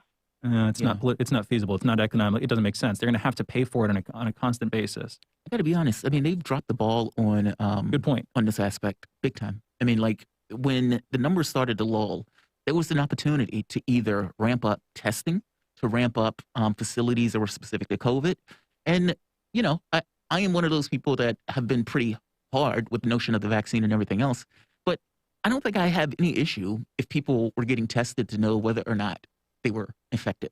But it can't be like a laborious process. Yes. It can't be that. It has to be something that's straightforward and relatively fast. A couple quick points. We got another caller, Blackjack. Jamarl surprised you a little bit here, didn't he? You didn't know how he, you gave me an idea of how you thought he'd respond, but he didn't. You know what I'm saying. You know what I'm saying, Jack. He did a little bit. I thought he'd be taking a really hard line here. Yeah. Well, I do take, a hard line on the vaccine and everything else. But I think the thing is, I don't want people spreading the illness or that type of stuff. But at the same token, I do think it's somewhat irresponsible for people to not get their vaccine or to do things to keep their self intact. And I even think it's irresponsible from the sense that people can get sick and end up in a hospital. But from the standpoint of like kind of I told you, I've said before, I have qualms with this forcing people to get a vaccine. And, I might be 51-49 on it where I'm saying, okay, I'll grudgingly accept it. But yeah, I have qualms with it. If there was a way around it where people could find some way to determine whether or not they were safe, whether or not they needed to quarantine and so forth, then yeah, I think that's a viable option. I mean, but yeah, clearly, I think between the two, getting the vaccine is just safer. 80 million people fall into that category of working for an employer with over 100 employees. And now me and Shane were talking the other day at lunch that about 80+% of people, adults, 80+% of adults at this point are vaccinated, fully vaccinated. But that's still 15 million people. And now I'm not too great at math here, but it's still 10. That's a lot of people. At least 10. It is. A lot of tests they're having to roll out on a weekly basis. I hear you. Yeah. Blackjack, coolest name ever, although my initials are a little bit better, but coolest first name ever. And by the way, that's a really good point. How are they going to do that? Yeah. How are they going to pull that off? That's the thing. That's kind of what we got into. You could talk about does the government have the right to force businesses to do this? But then practically, logistically, that's when the rubber meets the road, so to speak. And if it's not going to work, or if it's going to be onerously expensive, or like he was saying, if there's going to be this incentive to fire any employees who aren't vaccinated, well, that comes back to what you were saying at the beginning, Jamarl. They're just trying to make people eat dirt. They're trying to make, okay, unless you do this, we're going to make you eat it. Yeah. What is it going to turn into? I'm so worried about where that's going. And that's not the relationship that a government should have with its citizens, in my opinion, to be extremely clear. That should be up to them. I get it. They have medical authority, but the way to do it is... just mandate it outright? That's more complicated. We have another caller on the line that I want to make sure we get to. Blackjack, thank you for the call. Let's go to Brave from Atlanta, calling in to talk about the mandate. You're on the line. What's on your mind? Hey, what's going on, guys? I'm not sure if there's enough time, but very quickly, I did a video on my channel about the mandate immediately after Biden did the speech or whatever the case is. And of course, YouTube pulled it down immediately and said it was medical misinformation, where obviously it wasn't. I was talking about his actual speech. I put it back up because I don't care. I think this information should be known. If you go to this site, you can read it. There's not really much information, so no big whoop there. I always stress to anyone that's concerned about it or worrying, as my wife is and many of my friends, all of our friends and family, right? There have not been any laws drafted. They're still actually putting this thing together and figuring it out because there are a lot of legalities that they haven't worked out yet, right? It was obviously a panic move. I would stress to anyone to not jump the gun and quit your job. I would stress to anyone to not jump the gun and quit your job, because they have to still work these things out and then get that information out to employers. And before they even work it out, it's got to be drafted through OSHA and the DOL, right? So there's a great many steps that's going to have to take place first, and then even after that, as you're seeing in Florida, in a lot of states, you're going to have governors step up and challenge this, and not just governors, right? Because the workers. The implications to state economies would be crazy, right? Again, at the hospital my wife works at, more than half the medical personnel have not been vaccinated, are not getting vaccinated, and then something to consider that not many people are looking at, because it's so unfleshed out so far. The question is whether employers or the individual will be responsible for the weekly test, right? As it looks to be now, based off what the White House has put out, they're expecting that it would fall on employers to facilitate the test weekly. Well, you're talking about $100, $200 charge per test per employee on a weekly basis. So quickly, employers will push back against that. So I'm just saying there's a lot of dominoes there, and I won't get into the whole whether you should vaccinate or not vaccinate, all this kind of stuff. But just based on the mandate itself, there are a lot of pieces that have to be put in place first that are totally unfleshed, and then of course will be challenged. So no one can rush. Well, we're priming the conversation. I'm glad we're having these kind of earlier conversations now, because when the text gets released, we're to get deeper into it. Yeah. Brave, we're out of time. Thank you for the call. Good points. We've got to close this hour out. We'll be back in a minute with headlines and the last hour of this morning show. You've been listening to Fault Lines with Thomas and Stranahan. Be right back on the other side of this short break.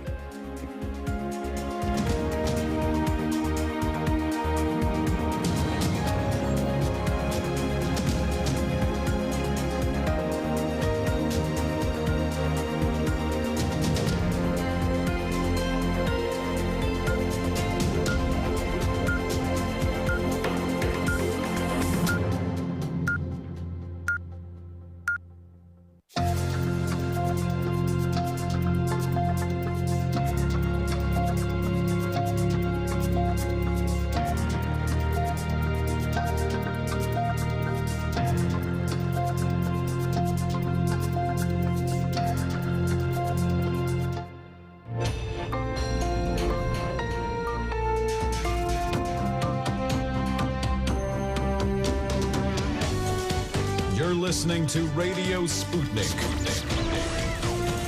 Telling the untold.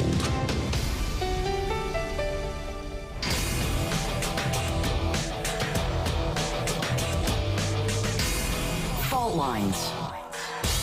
Live from across the divided states of America, it is time now for the last hour this morning of the most disruptive show, covering news, politics, and events from across these disunited states we call America and the increasingly disunited surface of our globe. In the Independent Corner, I'm your political analyst, Shane Stranahan. And in the left corner, I am the indefatigable, the last man on the wall, your political analyst, Jamarl Thomas. And together, that means you're listening to Fault Lines with Thomas and Stranahan.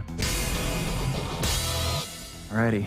Good morning again, folks. It is September 15th. It's a Wednesday. It's just past 9 a.m. Eastern, and we're getting into headlines again. First up in COVID news, there are just under 160,000 new COVID cases reported yesterday in the United States. There were also 2,652 deaths reported from COVID. I saw somebody saying recently, oh, nobody's dying from COVID anymore. What the hell are you talking about? I have no idea what they're talking about. And especially if you say anymore, if you're somebody who's like always denied COVID deaths, it's just comorbidities or whatever, you know what I mean? That argument, then why'd you use the word, maybe I'm misremembering, but the point is, there are a lot of deaths, thousands of deaths a day. That's actually like a really substantial fraction of the number of deaths from all causes in the United States, which I was looking into recently. It's like 9/11 every day.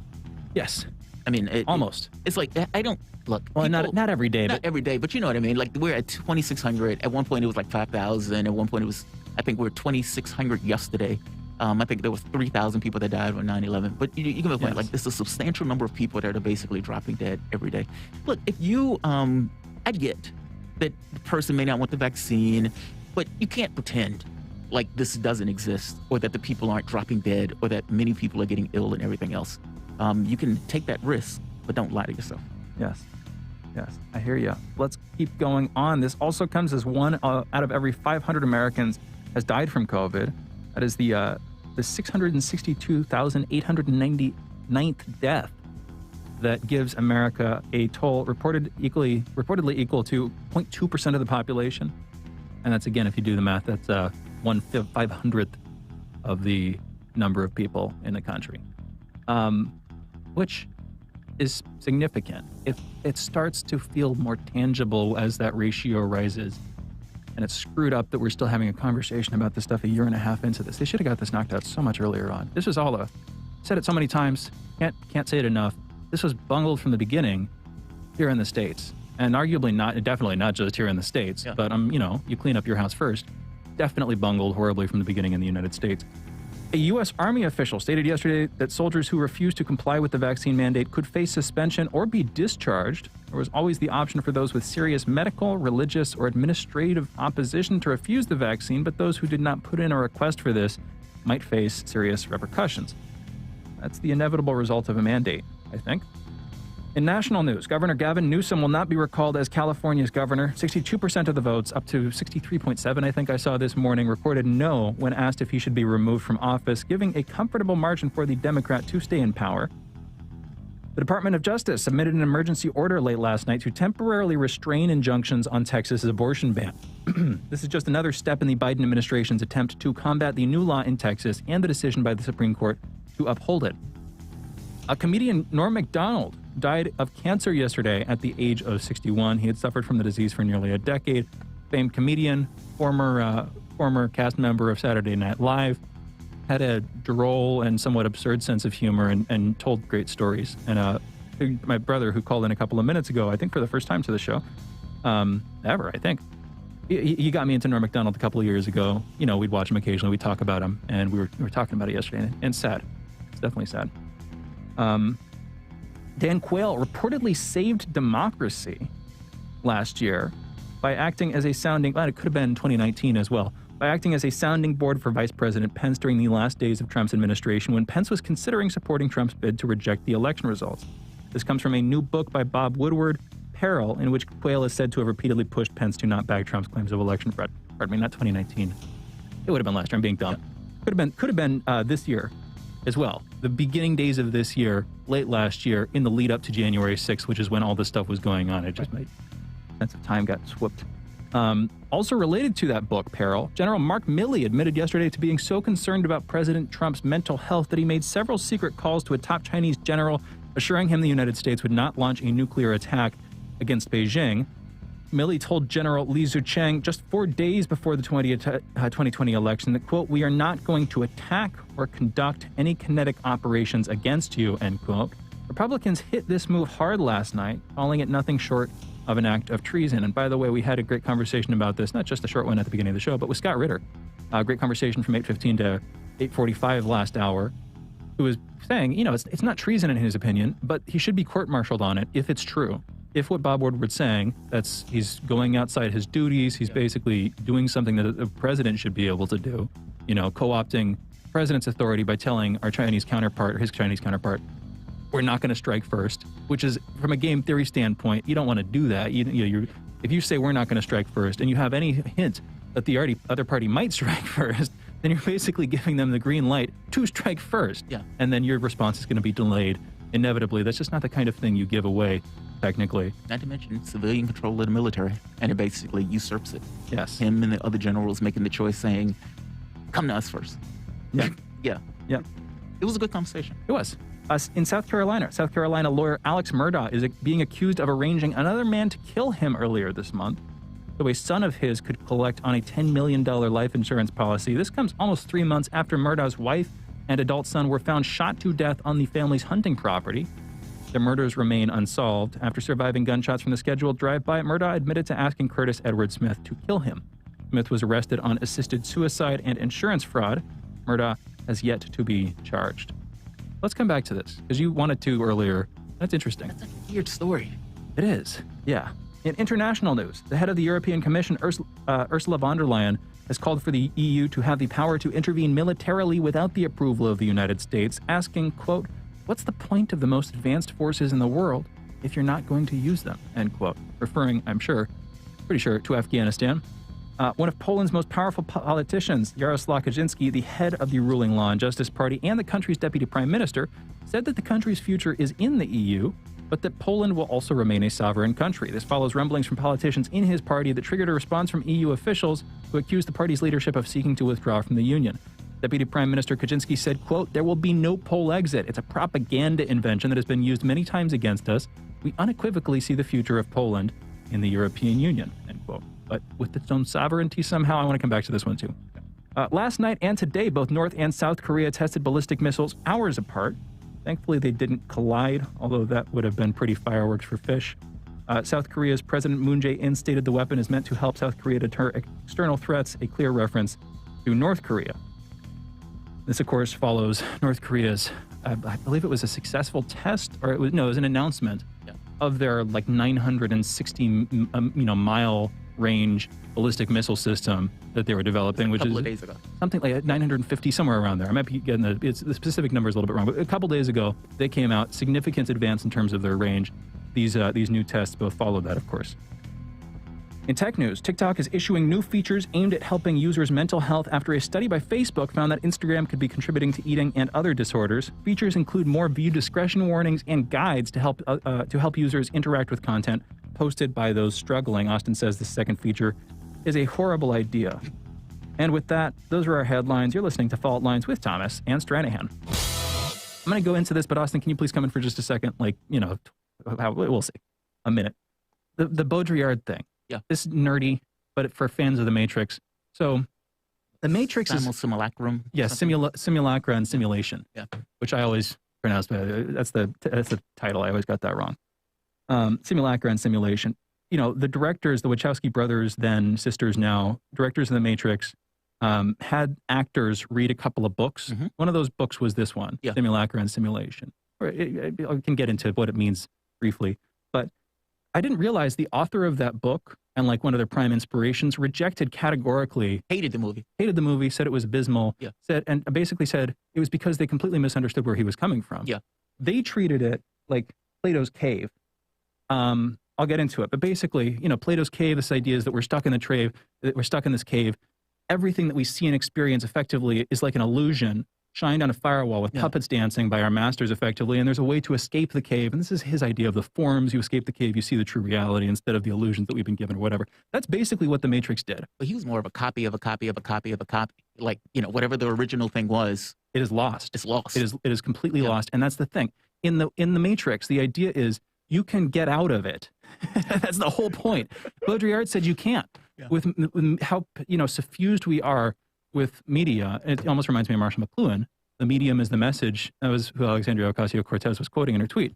But like this idea that we're so immersed in the various media of communication, constantly manufactured reality, that there's no way to get out. And that's actually not where the Wachowski siblings went with it. At the time. Unless there is no way out the Matrix. There is, and that's the thing. And this is where it gets relevant. I'm not just telling a nerdy story or whatever. When it comes to social media, that is, I think, the reality that we live in. People talk woke, red pill. On the left or the right, you have these ideas that you can escape this manufactured reality. But I would argue if you can, it's not as simple as taking a pill or waking up. It's a long, long process, like a gradual, marginal process towards some unknown and perhaps unknowable truth. And that's the real struggle. It's not as easy. Anyway, Austin, talking about social media, talking about TikTok, trying to help users' mental health. Following a study by Facebook found that Instagram could be contributing to eating and other disorders. I'm just repeating the headline here. Features include more view discretion warnings and guides to help users interact with content posted by those struggling. Now, you say that second feature, the guides for users, is a terrible idea. Why do you think so? Right. Hello. Thanks for having me in. Austin Pell, producer for the show. Yeah. Aside from the whole conversation you could have about, this generation's so soft, I'm not going to go there. What is worse than having some sort of mental illness, trying to overcome a mental illness, is pointing out to other people that you have that mental illness. And it's literally going to give you a guide that says, make sure you how do you interact with someone that has anorexia? You don't comment like this. You don't do that. So essentially, when you're viewing their videos, it's going to pop up, this person has a mental illness. What? Yeah. Is that what they're saying? That's that second feature. That second feature is like, here is a assisted guide that TikTok will walk you step by step through to how to properly interact with this person. Okay. So I don't understand. Go ahead. So let's say if I'm watching a video, and in the video the person is radically thin, and a guide will come up and say this person is anorexic. Explain. Well, first off, it's unsure right now if it's going to be kind of like an AI programming thing where they will suggest which videos have that, or it's just going to be like a user puts it in themselves and then it pops up on their own videos. Says, but regardless, if you're scrolling through a feed, not necessarily theirs, and you stumble across their video, I know when it comes to like COVID, if you mention COVID or vaccine in general on YouTube or anything, it automatically pops up. For more information, visit this website. It's going to be essentially like that, where you can scroll through, nothing. Then on one random video, it says mental health, how to interact with it or something like that. And it's basically labeling yourself as being mentally ill, which I see as a problem. That's the way they would do it. Right. But then you're going to get targeted more. Maybe. Because people are. But people wear their mental illnesses almost like badges at this point. And for many, that's going to be completely in character with it, right? Only if you have like a massive following where you can drown out all the trolls. If you have a relatively small or moderate following, the trolls get the funny comments in and those shoot to the top, and then you're going to get spiraling down more in other mental illnesses. But the person is putting themselves out there. I mean, this is not like somebody outing the person. The person is basically saying like, I'm anorexic, and all of a sudden the thing pops up saying, okay, if you're anorexic, this is how to engage and deal and move forward. Your thing is, you think people are going to basically pick on them more with the indicator being there as opposed to the person just saying that they're anorexic. Yes, it's like a high school scenario. If you purposely go out of the way to label yourself as not as functional as other people suck. They're going to take advantage of it. Unless you have the amount of following and the amount of pull that can overcome it. But TikTok can always use that to target those people, right? That's the thing. TikTok's... No, not that many. You don't think so? Have you been on it recently? I've never been on TikTok. No. Okay.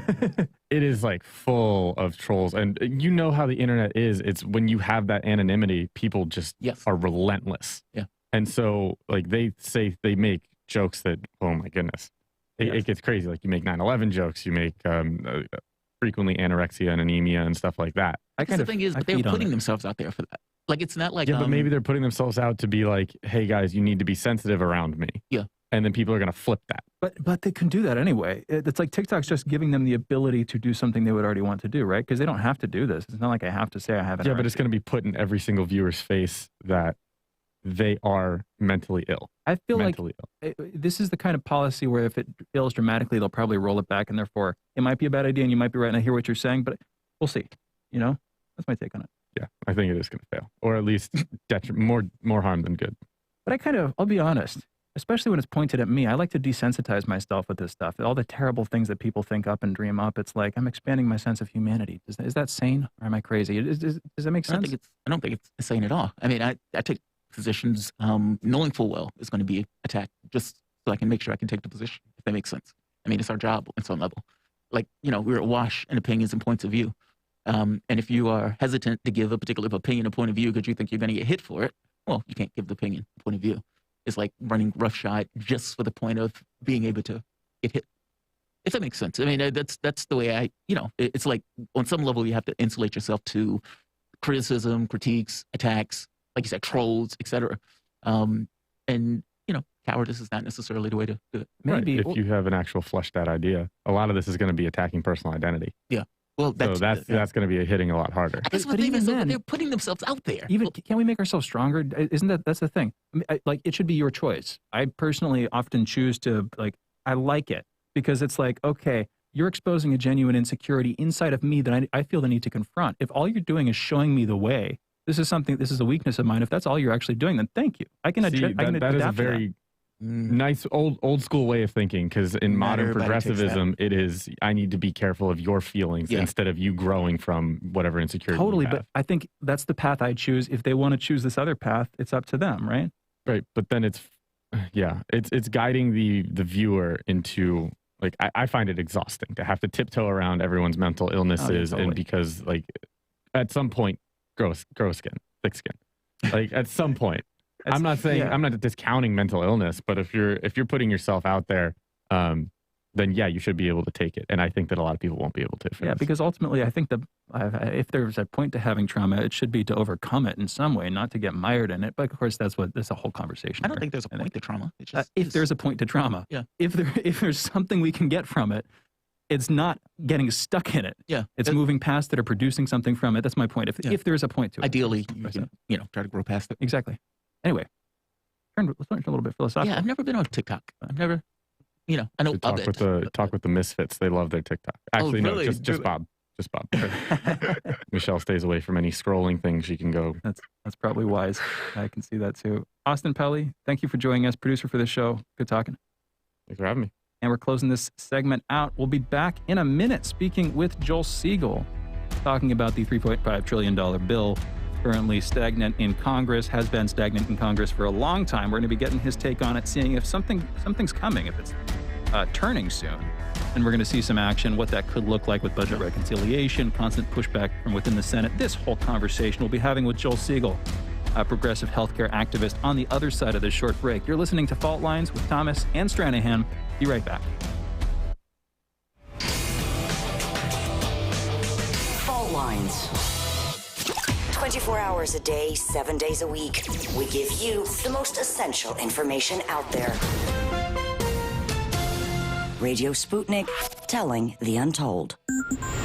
Want to know how international issues fit into local ones and how local issues fit into international ones? With the historical context to tie them together? Well, we're bringing it to you all by any means necessary.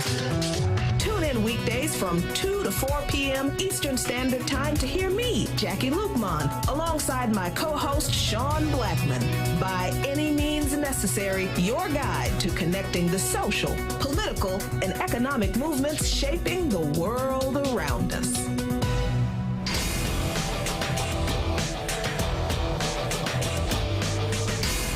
Fault Lines.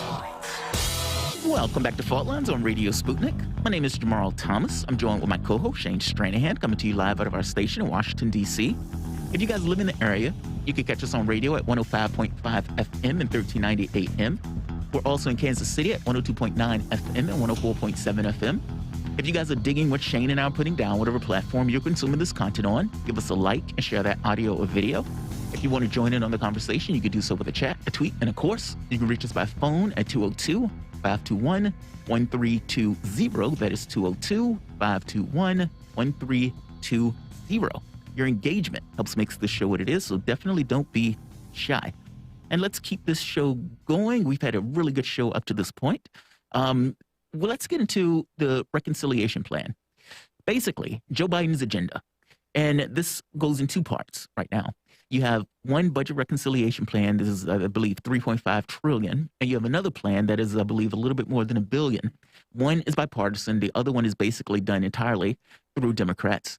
And there has been infighting between lefties who want to have both of those pushed out together, and basically corporate Democrats who basically seem to be perfectly okay with only the bipartisan plan. What's interesting here is this is not the typical situation where it's lefties and then everybody else. Nancy Pelosi, Schumer, Joe Biden, basically the main leadership of the Democratic Party is backing the $3.5 trillion. And you have the Mansions of the world that is basically isolated. So let's have a conversation on whether or not this is going to pass, whether or not Manchin is going to be the fly in the ointment. And even in the book Peril, Manchin came up where Joe Biden called him and said, "You are effing up my agenda," which is accurate, very accurate. So to have a conversation, we're joined with Joe Siegel. Joe Siegel is a former congressional staffer, co-author of H.R. 676, the Expanded and Improved Medicare for All bill, and one of the leading architects for the passage of the Affordable Care Act. He's co-founder and national director of the Justice Action Mobilization Network, a nationwide multiracial climate action network. Joel, thank you for joining us. Hey, good morning. How y'all doing? We're doing all right. Better that you are here. I'm going to let you hear a clip from Joe Manchin. And Joe Manchin is being asked, he's talking to Chuck Todd about budget reconciliation. Let's play the clip. We don't have an urgency. Don't you think we ought to debate a little bit more, talk about it, and see what we've got out there? So you're not against this? You could support this $3.5 trillion plan? No, I cannot support $3.5 trillion. Okay, so that is all right, now we're getting to Brad. It is not a time issue. It really is a cost issue. We got 5.4 out right now. Okay. Okay. That's a 3.5 they want to spend.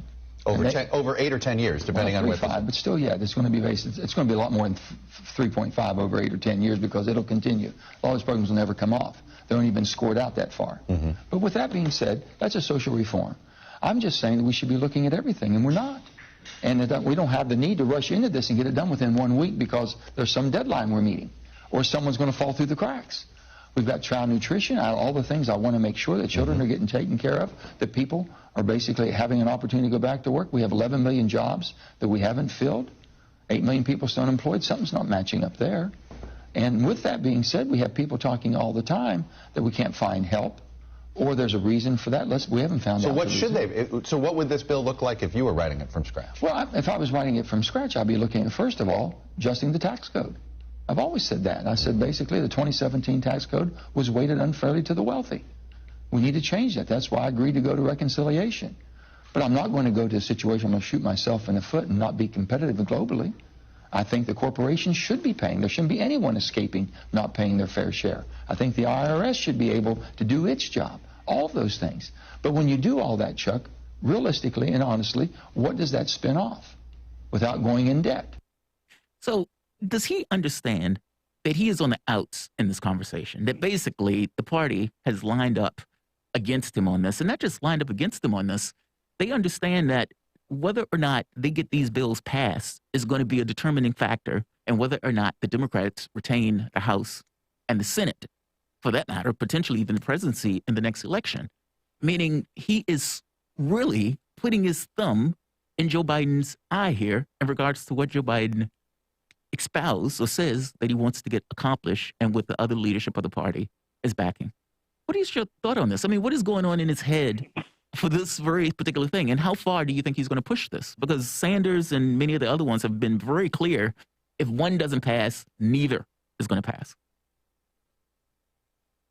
That's a great question. I think Manchin is a very complicated senator. On the one hand, in my opinion, he speaks with a forked tongue because he says, well, I think we have to reform the tax code so that the wealthy pay more. Now we have a reconciliation bill that calls for higher taxes on the wealthy, and that's what he opposes. So your actions speak louder than your words. That's point one. So I don't take him very seriously when he says that he wants to change the tax code. If he wanted to change it, he would have already done that already by agreeing to the pay-fors and the reconciliation. Number two, I think he's constantly worried about his donors. You have to raise $20 to $30 million to win a Senate seat. He's worried that if he supports reconciliation, then he has to support a tax increase on his donors, especially the fossil fuel companies. He don't want to do that. They just threw a big fundraiser, by the way, a few weeks ago. Then his state voted overwhelmingly for Trump. The Trump Republican movement overwhelmingly does not support the reconciliation bill. They do support the infrastructure bill. The next question leads that we're going to have to deal with is, what are we going to do about Joe Manchin? Are we going to let one, kind of an older rich guy hijack democracy and progress? And wait, Joe, to interrupt for one moment. Also, his daughter was part of the drug companies, and this bill is trying to expand Medicare, not just expand it, also increase, eyeglass or dental, but also to be able to negotiate drug prices. Meaning he has a familial relationship that the bill and some of the provisions in the bill on some level undercut. Am I correct on that? You're correct. And you see a lot of conflict of interest here. And with Manchin, we also see the flaw in, in how the Congress works, and that's the filibuster. And he still supports the filibuster, which is a relic of Jim Crow. And so, you got one, I would say, as, he and Sinema are hijacking, what's really needed to change this country to make it more fair and just for everybody. And what I think is missing is a national conversation about what are we going to do with Manchin. Well, I've already been down this road many times. When we were stuck on passage of PEPFAR, $15 billion a year for Africa and the Caribbean, so they wouldn't die needlessly by not being able to afford antiretroviral drugs, I held a conference. We had 60 organizations. We formed the Global AIDS Alliance. I brought in Bono through the Congressional Black Caucus. I brought in all kinds of celebrities and dignitaries, and including Alicia Keys, and I can go on and on. And then we pressured Bush on so many different levels that we got him to agree to PEPFAR. So when I hear progressives say, there's nothing we can do, Manchin controls everything, I beg to differ. Secondly, but you're pushing. Hang on, I want to pause on that for a second. And you had a second point. You were pushing Bush as president. Manchin, senator from West Virginia, traditionally red-leaning state, if I'm not mistaken. These moves are going to be popular among the voters in that state, right? Extremely popular. But you're making a very important point. Which isn't this his job? His job is not to go along with the party. Nobody's job should be to just go along with the party. That's the corruption of the American democratic system along party lines. His job is to represent his voters. Well, but see, this is where voters have to be engaged in lobbying Manchin 24/7. The progressive, there's a robust labor movement in West Virginia. There's a poor people's campaign there. But until progressives start learning, they got to learn how to lobby, and you have to go down there. You have to hire organizers, especially the labor leaders. You got to put unrelenting pressure on this guy, and you have to shame him to doing the right thing. But why? He's representing his voters. What's he doing wrong? No, he's representing a particular percentage of the voters. But if it's a majority of the voters, like we established a minute ago, it's a red-leaning state. So this seems like the kind of thing. He's a Democrat. He's leaning more left than I think a lot of people would want. But I don't want to dominate the conversation. Well, I guess the question is, Republicans aren't going to vote for Joe Manchin. And so it becomes a Democratic question of, do Democrats in West Virginia support the president's plan? And I would wager that the answer is yes. Manchin has all sorts of other ties and tethers associated with him, whether it's his daughter, whether it's his donors, et cetera, that could be influencing his decisions on this particular policy agenda. And so I understand the point, right, that, nobody should just go along to get along. But there is something to, question on whether or not one guy should interrupt the president's agenda, and that president is part of his own party, especially if the party itself overwhelmingly backs the agenda. But do we like the Democrats? Do we have any particular affiliation or loyalty to the Democrats or to Biden? But I do like the policy. I like the 3.5 trillion, and I like the items that's in it. Okay, but then the reelectability of Democrats as a party should be irrelevant. It's moot, effectively. You can talk about it as internal strategy for the Democratic Party, but as independent political analysts with their own ethical perspectives should be on policy. And again, if he's representing the voters of his state, it shouldn't be about, how well are we going to do in next round? I get factually that's extremely important, but the principal thing should be getting what you're supposed to get done in office while you're in office, right? I don't think so. He is. If you look at the polls on both plans, overwhelmingly they are supported by Republicans and Democrats. I can guarantee you, if you polled people in West Virginia, it's a very poor state, and asked them, do you want your prescription drugs to cost less? Yes. Do you think Medicare should be able to cover, dental and hearing? Yes. Should 2 years of community college be subsidized? Yes, yes, yes, yes. These are not radical bills. They're very, very good bills. There's pay-fors there. This, to me, has a lot to do with calculations from Manchin, which is how am I going to keep my $286,000, whatever he makes. Remember, the modus operandi for an elected official is to get reelected, and get reelected, okay? Yeah. They love the power. They love the money. Again, it's going to come down to, has there been a campaign from the grassroots and even from the Congress itself to pressure Manchin to do the right thing? The second thing that has to happen is Biden's going to have to meet with Manchin and say, look, how much money do you need for bridges, roads, infrastructure, whatever? But at the end of the day, it has to be pressure. And Martin Luther King knew how to pressure Lyndon Baines Johnson. He did street marches. He did, I was privy to all that stuff. I know the history of that as an expert because I worked with a lot of King's people over the years, including John Conyers. You have to, what's new about an elected official who happens to be a Democrat who opposes change? I mean, Lyndon Baines Johnson was not a big supporter of the 64 and the 65 Civil Rights Act. He was shamed by the Civil Rights Movement and the Progressive Movement to vote for those bills. Right. Johnson used to say, well, you have to make me do it. So we have to go back. You can't click a mouse and write a blog or whatever and expect Manchin to change. He has to be pressured in the suites and in the streets. Real simple. And then at the end of the day, once you've done your due diligence to pressure this to Manchin, there will have to be both those bills are going to get passed. It's just a matter of what form that they're going to take. Well, there's the rub. Are both bills going to get passed? I disagree with Shane on this one. I actually do think it's in his constituents' interest to pass that bill. And I do question what Manchin's motives are in him not passing it, considering it is popular. I mean, the items that are in it. West Virginia is like the 48th poorest state or something. It's the childhood poverty and everything else. The $300 a month in and of itself for childcare would be dramatic. A lot of the stuff is dramatic. But is it that straightforward that it's going to get through? I mean, Manchin, in this case, basically said, I am not for this. If Manchin is not for it, they don't have enough votes in order to get it over the finish line. So how does that work? I mean, Sanders, we have one more clip. Let's go to Sanders.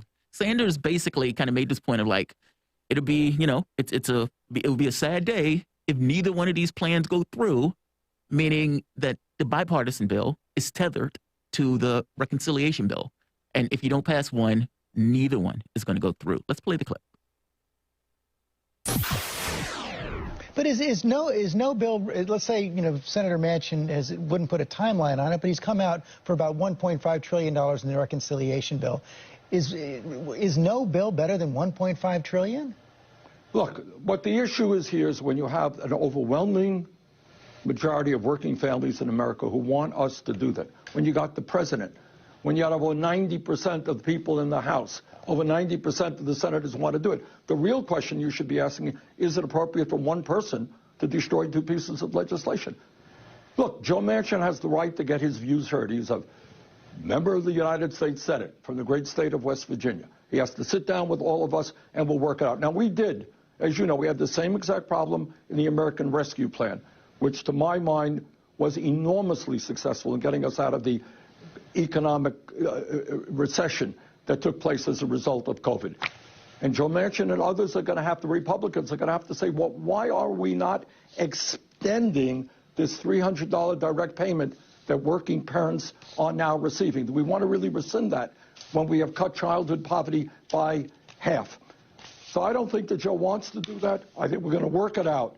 But it would really be a terrible, terrible shame for the American people if both bills went down. And that is a real danger. So bottom line, there is going to be a deal. Both bills are going to pass? I believe they will, yes. I think we have the same problem with the American Rescue Plan. We worked together. We did it. I think we're going to do it again. That sounds like necessary optimism. It does. Not genuine optimism. That pause, but whatever. Yeah, that pause is like, yeah, I think both bills are going to pass. I mean, yeah, that sounds like a bit of forced optimism, Joel, to take Shane's word for it. I mean, how does that bill get passed if Manchin basically says no? And more to the point, what is the leverage that these guys have on this? I mean, I know Schumer, Pelosi, Biden, all of these guys are for it. But basically, if Manchin says no, which he doesn't seem to have any issue saying no, what's the leverage? What's the thing that compels Manchin to behave one way or the other in this situation? Great question. It's his voters, it's his constituents. If Joe Biden is not doing town hall meetings in West Virginia, and progressive members of Congress or labor unions, I organized 400 town hall meetings over a 9-year period when I was in Congress to get on Medicare for all and universal health care. So if I was trying to get a member of Congress to sign on to Medicare for all, people don't understand how much work went on behind the scenes to build that movement. I was the architect of that movement, and Conyers was the leader of it. And to get a member of Congress that was recalcitrant, wouldn't sign on to Medicare for all, Conyers and I would travel to whatever city or town or state where we couldn't get the member to sign on. We'd hold a town hall meeting. I would call the member of Congress's office. Mr. Conyers wants to sit down next to you on the dais when we talk about, Medicare for all. Will you join us? They'd sign on to the bill because they didn't want to look like, that they weren't with the people there. So there's a science to this, man, and you got to follow the science. Biden has to step up. I know he's dealing with Afghanistan, but you can walk and chew gum at the same time. I don't know that he can at this point. It's the classic joke to make, but oh man, he absolutely can. He'd get it in his hair or something. What has to happen? Biden has to be invited by Democratic Party officials. Is how it works in the machinery of progressive or Democratic politics. But here's the thing, man. I'm being genuine. Last I checked, the plausible explanation for the random dropping of his mic, Biden's mic, when he's fielding questions and asking questions of the press, is that somebody's dropping his mic because they're ashamed or they want to corral him. They want to keep him from talking. And the reason seems obvious to me, but I would leave it to the audience to judge for themselves. They don't want him talking, as far as I can tell. So why would they be putting him out in West Virginia as the, on the pedestal, on the pulpit talking about this stuff? Why would they do that? Because there's a lot of people in West Virginia that want to see both of these bills passed, the reconciliation, the infrastructure bill. There's a science to change. If you don't follow that science, that's why we study political science. That's what I majored in college. There's a science. The science is you got to go to the constituents, tell them what's in the package. Most of them have no idea what's in the package because the Democratic Party and elected officials are woefully inadequate when it comes to educating constituents and American people about what is in the package. Right. So where's the optimism coming from then? Because I agree with you. I don't think, it doesn't seem Biden has it in him to do it. I mean, yeah, behind the scenes, apparently he said, you're effing up my agenda. But that's like you said, that's a far cry from shaming or going to that particular district and making that point very clear. This is what's in the plan. This is what he's preventing. This is how this plan will help you and the people around, et cetera, et cetera, et cetera. I don't see that case being made at all. I mean, this seems like you're just being run from the top down from Congress and that's it. And people are just kind of pushing on Manchin to do something. How do you think this turns out? Yeah. You actually believe this passes and you believe that Manchin gives in at some point on this? Yeah, he will. So what you have, I'm very proud, by the way, of the Progressive Caucus. I'm very proud of Schumer. I'm very proud of Pelosi because when you have 100 members of the Progressive Caucus, when I was there, from 2000 to 2013. I think there were maybe 30 Progressive Caucus members, but because Bernie ran for president and because of the progressive movement, now we have real power. I'm one of the architects of that movement because when I was there, I didn't see enough progressive members of Congress, and I co-founded. It's not about me. I'm just talking a little bit about the history here. But where is the power? Because you were complaining a couple of minutes ago about the lack of lobbying, and it seemed the impotency of the progressive movement, not the caucus, but the progressive movement as a whole. So if the progressive caucus is a success and the progressive movement is a failure, there seems like a contradiction there. No, I'm not making the case for success or failure. I'm just saying that there's been a lot of progress from the time I worked in Congress till now. You have 100 members. You have a quadrupling of the Progressive Caucus. Although that might just be a dilution of what progression or progressive means. I don't think so. I think everybody is pretty clear about what progressive means. But I think where we're at, there was a call last Monday. 263 progressive leaders. We've agreed to form a National Justice Roundtable, a progressive action coalition. One of the things that we have to do, we can't wait for the Democrats to do anything or even the Progressive Caucus. The progressive community has to take matters in their own hands and initiate all these steps. And that's what we're going to be seeing more frequently. But we need better leaders who understand the inside and the outside game. Well, is Manchin going to move to the center? Yes. Is the Progressive Caucus going to move to the center? Yes. Can I tell you why? Schumer will demand it in the Senate, and Pelosi will demand it in the House. And that's, you don't. But that is technically dilution of what progressive means. And I'm saying this as a non-progressive, although, some of the policies seem pretty cool. But that's moving towards the center is becoming less progressive. And if a quarter of the House is in the Progressive Caucus, and yet very few progressive policies are consistently getting passed, according to progressives, a lot of them we talk to, then there's where's the disconnect? Well, both these bills are the most progressive bills that I've ever seen, whether it's infrastructure or reconciliation. So it's progressives, especially Bernie Sanders camp. Compared to LBJ, though, I mean, that's what we started with. And that's, I think, for progressives, the last best halcyon day of progressive movement. The Great Society, these massive programs that revolutionized things, a new FDR. And the likening of Biden to FDR earlier this year is ridiculous. It's ridiculous, man. I don't think it's ridiculous. I think it's actually very accurate. I think the infrastructure bill and the reconciliation bill have Rooseveltian qualities, or even Johnson kind of qualities, but it's not really about, okay, what are we going to compare the historical records of a current president versus past president? Isn't that's the number of zeros in the bill? That's not the quality of the policies being implemented through the bill, is it? Nothing in this bill, but nothing in this bill. Get into the policy. Let's go into the policies. Nothing seems to compare to the Great Society program, is my point, or the New Deal in any way. It's completely dwarfed by them. Yeah, let's go into the policies. I mean, because I do think I don't think I would call. I decided decisively when I call Joe Biden FDR. But there are things in this that I really like that would, just from me growing up, would have been significant. I mean, the $300 child credit in and of itself, that would have been like a fourth of what my mom was bringing home, a fourth or fifth. That's significant. I mean, even the Medicare for All stuff. I mean, the most people with Medicare don't have or don't use, just don't get dental care, or they don't get eyeglass care because that's not one of the things that's covered. Expanding it is somewhat of a big deal. But, I wouldn't necessarily, I don't think I would compare it to the Great Society or to the FDR stuff, even though there's good stuff in it. What's in this, Joel? I mean, what's the price tag paying for? Well, let's start with, with the infrastructure, it's a complete renovation and rebuilding of, roads, bridges, underground water pipes, water systems that leak lead into the water, infrastructure for clean, renewable energy. Then in terms of reconciliation, you have Medicare, which covers what, I think 40 to 60 million, hopefully myself in a few years, where you're going to get dental covered, you're going to get eyeglasses covered, and hearing. It costs sometimes $1,600 to get hearing aids, man. And, and then... But hearing aids, this is where I stop up for a second. Infrastructure, I think everybody agrees, needs to be dealt with, and I mean hard infrastructure. Hearing aids and free eye care is not completely renovating America. It's not the New Deal. It's not it's not ending poverty. I don't know. That's the point. Not the argument. That's not the argument. The argument is what is good for the people. I mean, it makes for good radio. No, don't take this personally.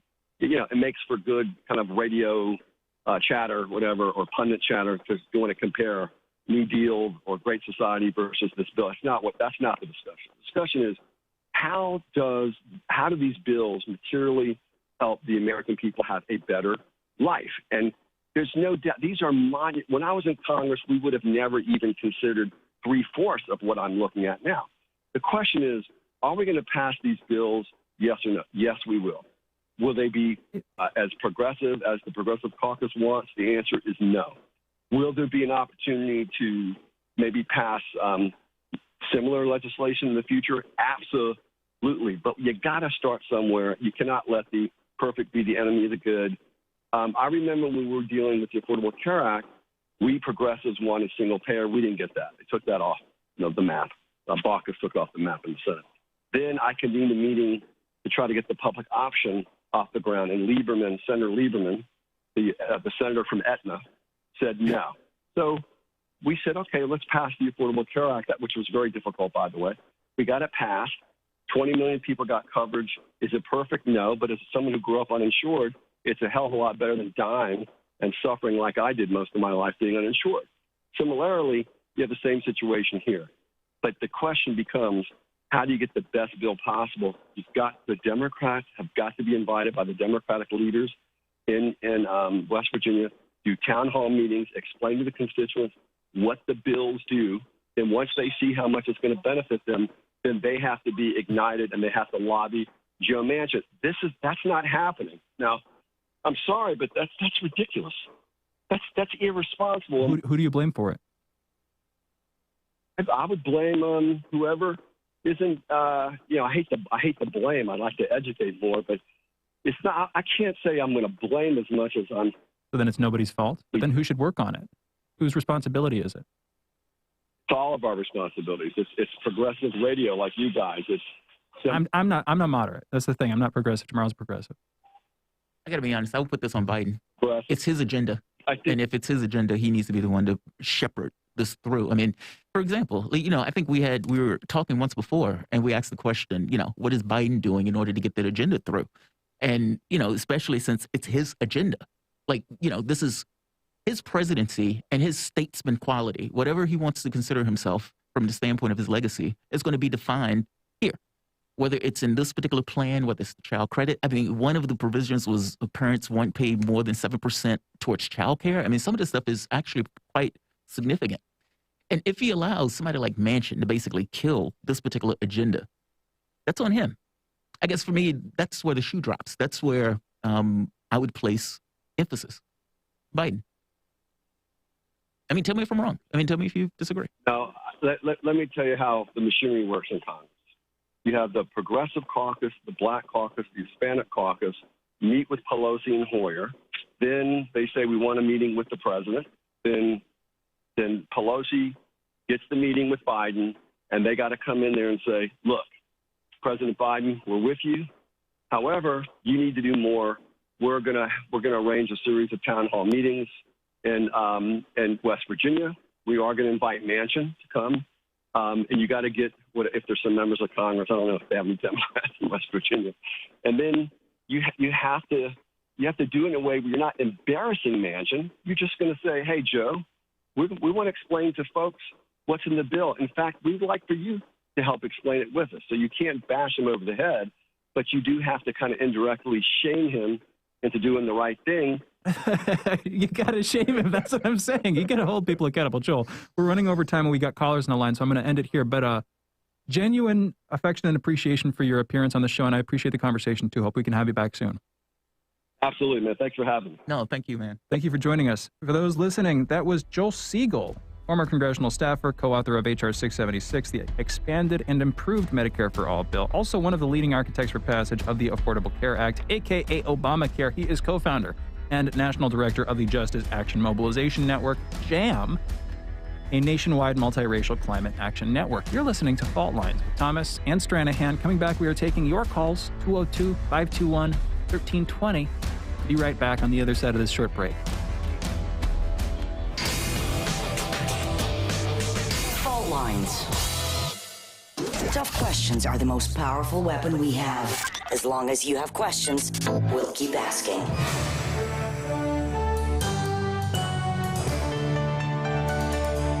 Radio Sputnik.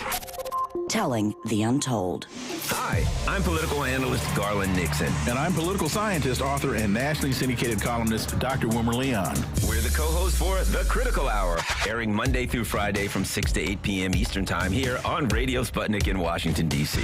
We close out your day with a thorough and hard-hitting analysis of the day's top stories, where we bring in brilliant scholars, authors, and investigative journalists from around the world.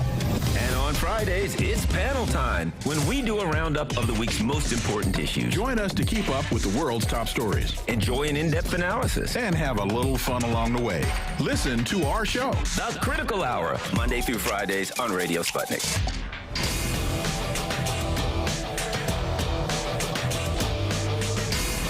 Fault Lines.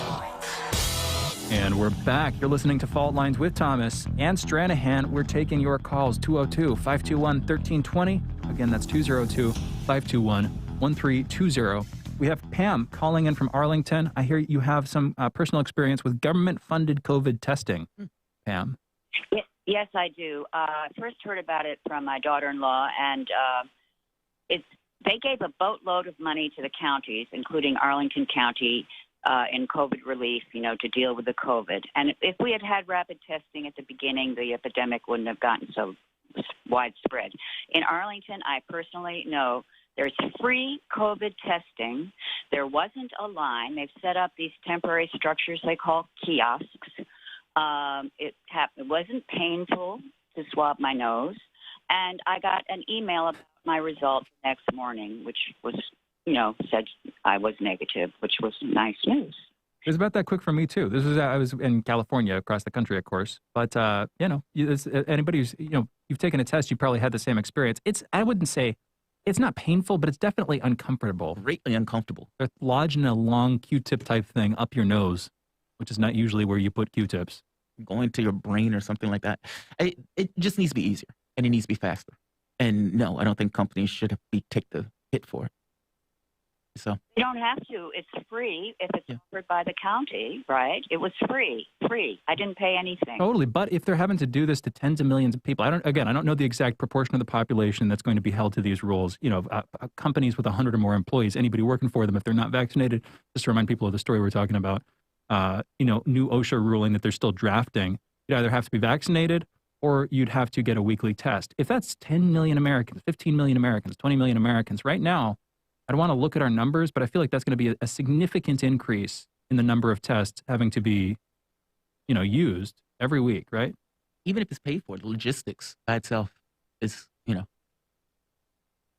Pam, what do you think about that? I seem very dismissive. Of course, Arlington isn't the largest populated area in the country, but I assume that also there was COVID funding to corporations for dealing with COVID, so they may have, so larger employers may have received COVID money. They've, shipped out boatloads of money. And I heard the number, the figure that I read it somewhere, the figure Arlington got, and, it was like something like $50 million. So, they have wisely invested in rapid testing. And I don't know, I'm old, so I've had like... No. The pushback, I think, is valid. It sounds like the general message from your experience, it was pretty easy. From my experience, it was pretty easy, too. In other words, we might be overstating the potential difficulties of this situation, which is a good thing to keep in mind. Well, I do think it would have helped if they had policy on it. Like, as opposed to, okay, people are going to have to get vaccinated or people are going to have to get testing. How is that going to work? We'll get back to you. We'll get back to you is problematic. Yeah. It's like a lot of the hysteria or a lot of the confusion would have been resolved if they would have just been able to explain the basic point of this is how this is going to look, this is how this is going to work. Even in broad terms. Yeah. Doesn't need to have, don't expect the text to be complete, but you're sort of, you're forcing businesses in, always having to make decisions, always having to predict things. you're giving them more questions than answers. Yeah. Adding an uncertainty to the economy, and leaving a lot of people scratching their heads. That's not a good thing to do as a government, I'd say. No, he should have been clear. We've already funded this. We've got, and as a result, we now have rapid COVID tests, and all the counties in the country have received the funding for it, and maybe some of the larger corporations receive funding that was supposed to be allocated to such measures. Well, it's wild. In the airports, the testing is like an hour or two in some cases. Like they have like rapid testing. To get the results back. Yeah, to get the results back, like before you even get on an airplane. Because some of the countries required like up to the minute testing within just, hours or whatever. And so it's there. It's possible. Dollars to get tested. I know I have a friend who was stuck in Europe when the COVID thing happened, and she wasn't stuck. She liked being there and she wanted to stay. But to travel from one country to another costs €300 for a rapid test. That's a huge burden. When was, if you can tell, when was that last year? Like what time of the year? I think it was in the first year of the epidemic, 2000. No, yeah, I meant what time, but if it's okay. It's just if that's really early on, I could see prices being inflated because they don't have the infrastructure. I think it was like €50 when I was there. Yeah. And that was like last week. Yeah, 300's a lot. That's 6 times more. That's a lot more expensive. Yeah.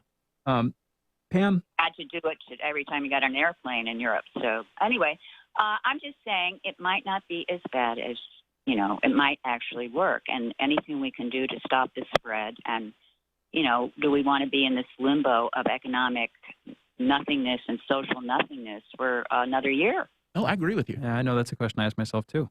And we've been having that conversation on air. Pam, thank you for the call. Jamarl, there were a couple stories from headlines that I wanted to go back to. One particularly very interesting, spicy, but a little bit long. Can we talk about the Poland thing for a minute? Yes. Poland's deputy prime minister, I saw it put most powerful politician, basically simultaneously sticking with the EU and saying he wants sovereignty. Yes. Now, Poland is like alongside Hungary. These are the nations in the EU that people are like, oh, they're in a descent towards authoritarianism. Right. But broadly, the EU seems to want to work with Poland, and they're much more dismissive of Hungary. I think because Poland is a big bulwark in NATO and sort of from the American perspective against Russia. Poland doesn't like Russia. Yeah. Well, yes, that's very true. Very clearly. True. Yes. They don't like Russia, even though, there's the Soviets, but whatever. They don't like the Russian Federation. And therefore, there's in some sense, more on the NATO side, more on the sort of default EU side. But what I see him doing is, as many countries in the EU are, a lot of people in his party, a lot of people on the right, and some on the left, of course, are like, hey, the EU has all these problems. It's restricting our actions in ways. Some of the rules are onerous. We have to share, the monetary policy is shared by all of us, and it restricts our decision-making in ways that might not be best for our country. Valid criticisms in their place for sure. The EU officials hearing this are like, hey, are these guys going to do their own Brexit, a Polexit? And then this guy, Jaroslaw Kaczynski, most powerful politician in the country, the sort of statesman in charge of this stuff and in charge of the party from which these complaints were coming. The way I see this happening, he's like trying to dance between raindrops, trying to thread the needle, trying to go in between. Okay, so speaking to his own side, we're going to have our sovereignty. Don't you worry. We're going to be sovereign. That's going to be great. And then speaking to the EU, no, we're fully committed to the EU. We're here. Poland is going to remain here, et cetera. You can't have it both ways, buddy. On some, you know what I mean? Not entirely. I guess the question really is not entirely the question of sovereignty. I think the question is, do you get more out of it than you put into it? And does the economic relationship, does the closeness between the states and everything else outweigh some of what you lose in the context of monetary policy? That's the question.